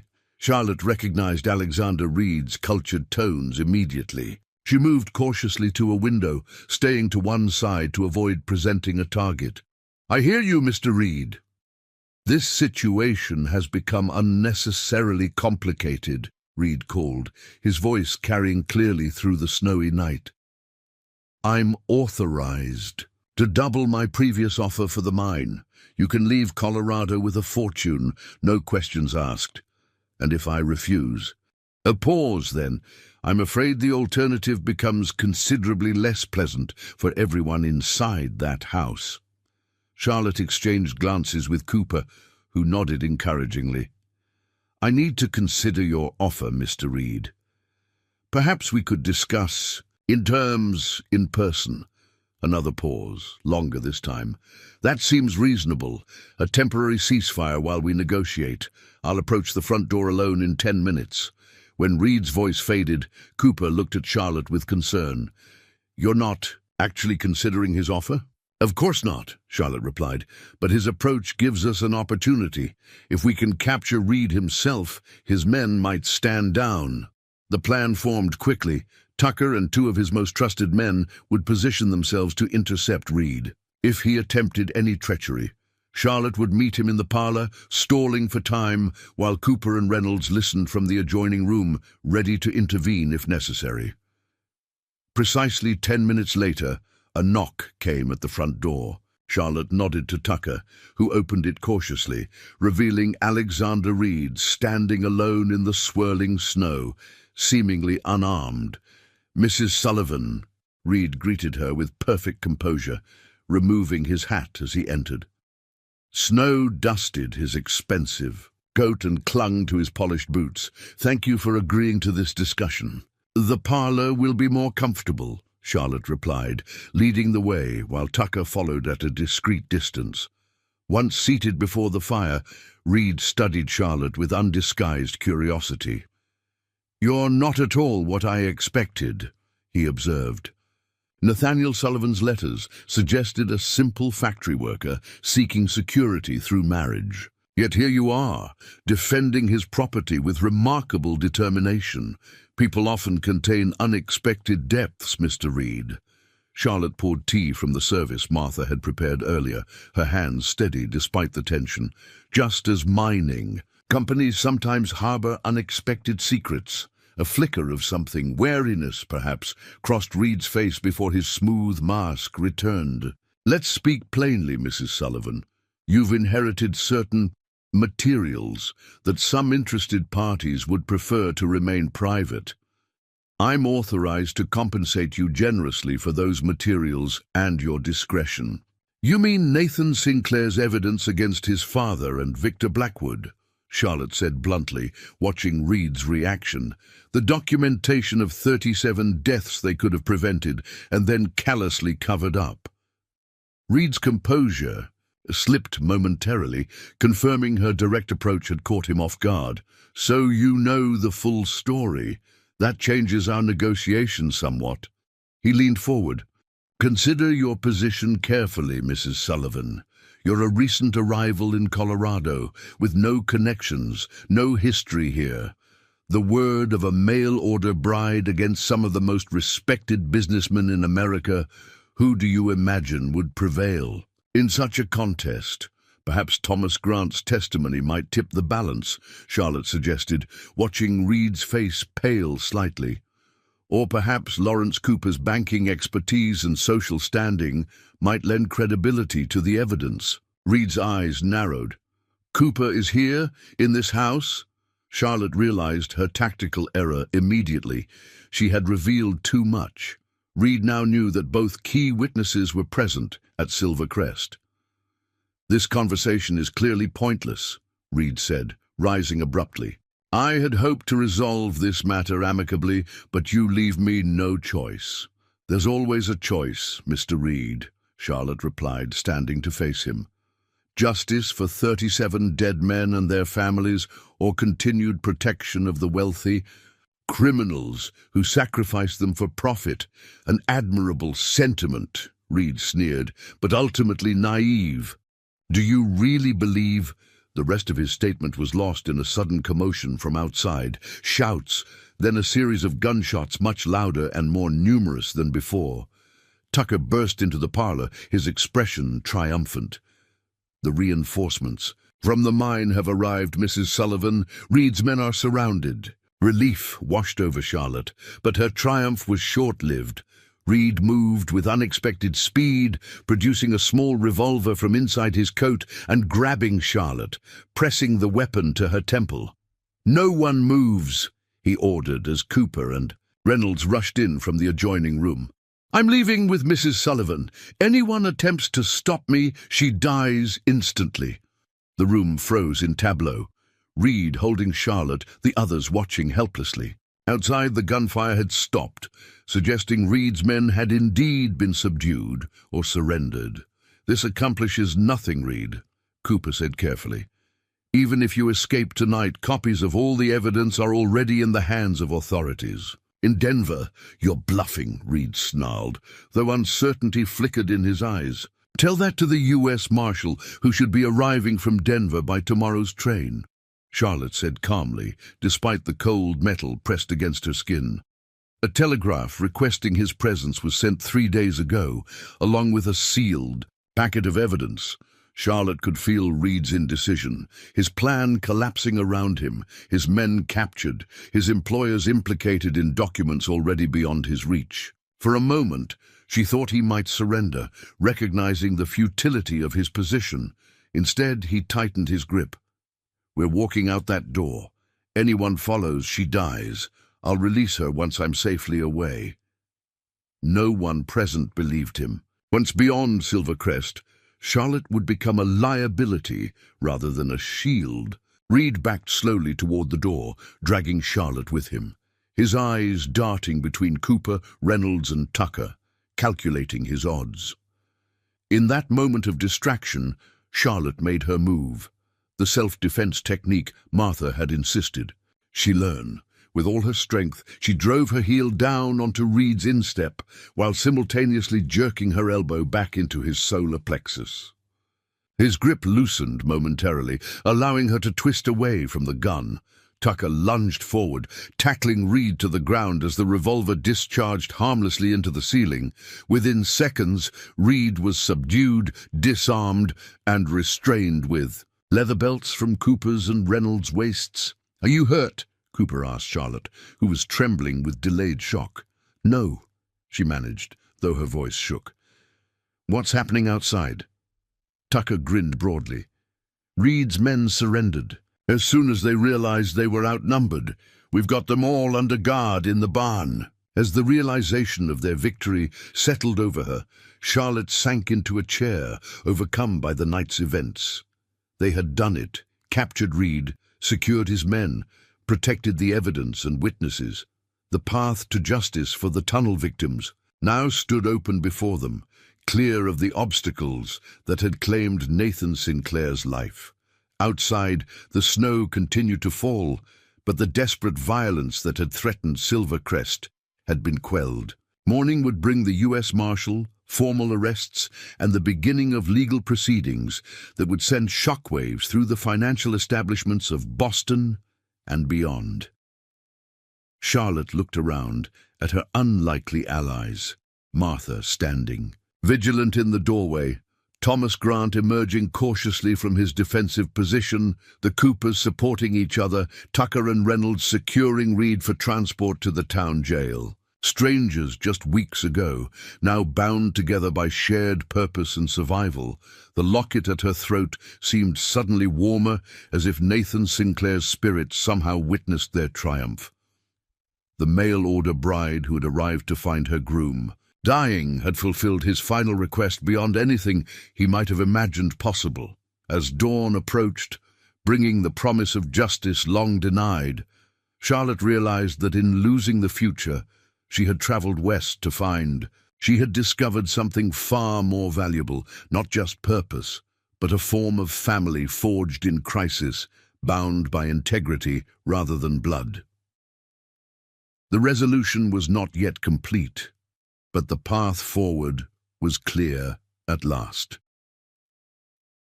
Spring came to Silver Creek. In a riot of wildflowers that carpeted the valley, their vibrant colors a stark contrast to the somber proceedings taking place in Denver. 4 months had passed since the night of the siege at Silvercrest. 4 months of testimony, evidence, gathering and legal maneuvering that had captivated newspaper readers across the nation. Charlotte stood at the window of her hotel suite, watching people bustling along Denver's busy streets.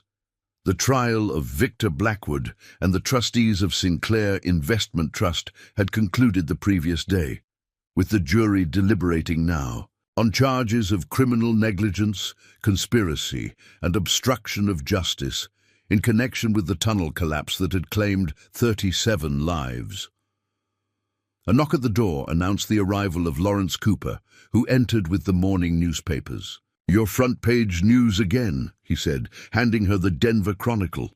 The headline was satisfyingly bold.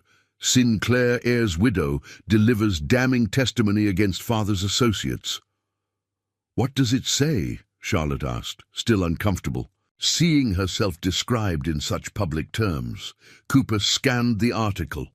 "The usual dramatic account of your journey west to marry Nathan Sinclair, only to find him dying of pneumonia, whereupon he entrusted you with evidence of corporate malfeasance that his own father had tried to suppress."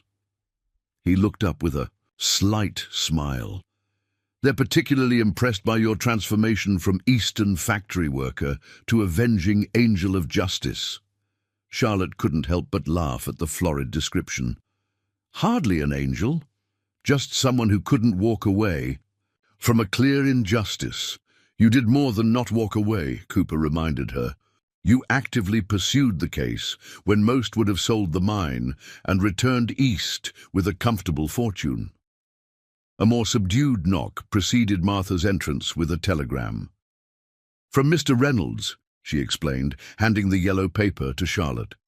Charlotte read it quickly, then looked up with relief. "The judge in Silver Creek has dismissed all charges against Samuel Tucker's men related to the confrontation at Silvercrest. Self-defense in protection of private property." "Excellent news," Cooper observed. "And Reed?" "Remains in custody in Denver, awaiting separate trial for attempted murder and conspiracy." Charlotte set the telegram aside. "Have you heard anything from Thomas?" Cooper nodded. "A letter arrived this morning. He's settled in Washington with his family under federal protection. His testimony before the Senate Committee on Railroad Safety is scheduled for next month." The reuniting of Thomas Grant with his wife and daughter had been one of the most emotionally satisfying outcomes of the past months. After 5 years of separation and hiding, the family was together again, protected by federal marshals, while Grant provided crucial testimony about railroad safety violations. Charlotte moved to the writing desk, where maps and documents were, Spread out, not evidence this time, but plans for the future. The engineers believe we can complete the memorial by autumn, she said, indicating drawings for a stone monument to be erected near the site of the tunnel collapse. Each victim's name is engraved, along with the date and an inscription. What will the inscription say? Martha asked, joining them at the desk. Justice delayed is not justice denied, Charlotte replied. Nathan's words from his journal. A commotion in the hallway drew their attention. Rapid footsteps, excited voices. Elizabeth Cooper burst into the room without knocking, her face flushed with excitement. The verdict is in, she announced breathlessly. Father, Mrs. Sullivan, they're reconvening the court in 30 minutes. The courtroom was packed beyond capacity. Journalists and spectators crammed together in oppressive heat, despite the open windows. Charlotte sat in the front row beside Cooper and Martha, her back straight, her expression composed, despite the nervous fluttering in her stomach. Across the aisle, the defendants presented a study in contrasts. Victor Blackwood, defiant to the end, glaring at Charlotte with undisguised hatred. The other trustees of Sinclair Investment Trust, pale and resigned, their aristocratic bearing diminished by months of public scrutiny and incarceration. The judge entered, and the crowded room. Rose then settled into breathless silence as the jury filed in. The foreman, a silver-haired rancher with weathered hands, handed a folded paper to the clerk. Has the jury reached a verdict? The judge asked. We have, Your Honor, the foreman replied. Time seemed to slow as the clerk unfolded the paper.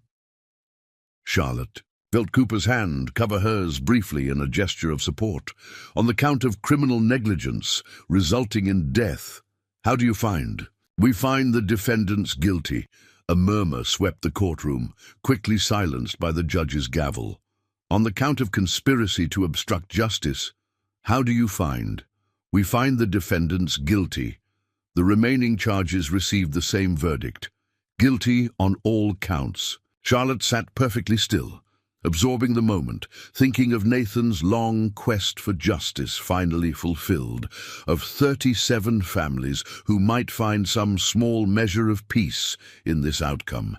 Victor Blackwood's face contorted with rage. As the judge announced the sentences, substantial prison terms for all defendants, massive financial penalties, and the establishment of a fund for the victims' families administered by an independent trustee. Outside the courthouse, reporters swarmed Charlotte, Cooper, and the prosecution team. Questions flew from all directions, but Charlotte addressed only one, from a young female journalist who had covered the trial since its beginning. Mrs. Sullivan, now that justice has been served, what will you do next? Charlotte considered the question carefully. The Silver Crest mine will continue operations under Samuel Tucker's management with a profit-sharing program for all workers. The Sullivan Foundation will use its resources to advocate for improved safety regulations and corporate accountability. She paused. As for me personally, I'll return to Silver Creek.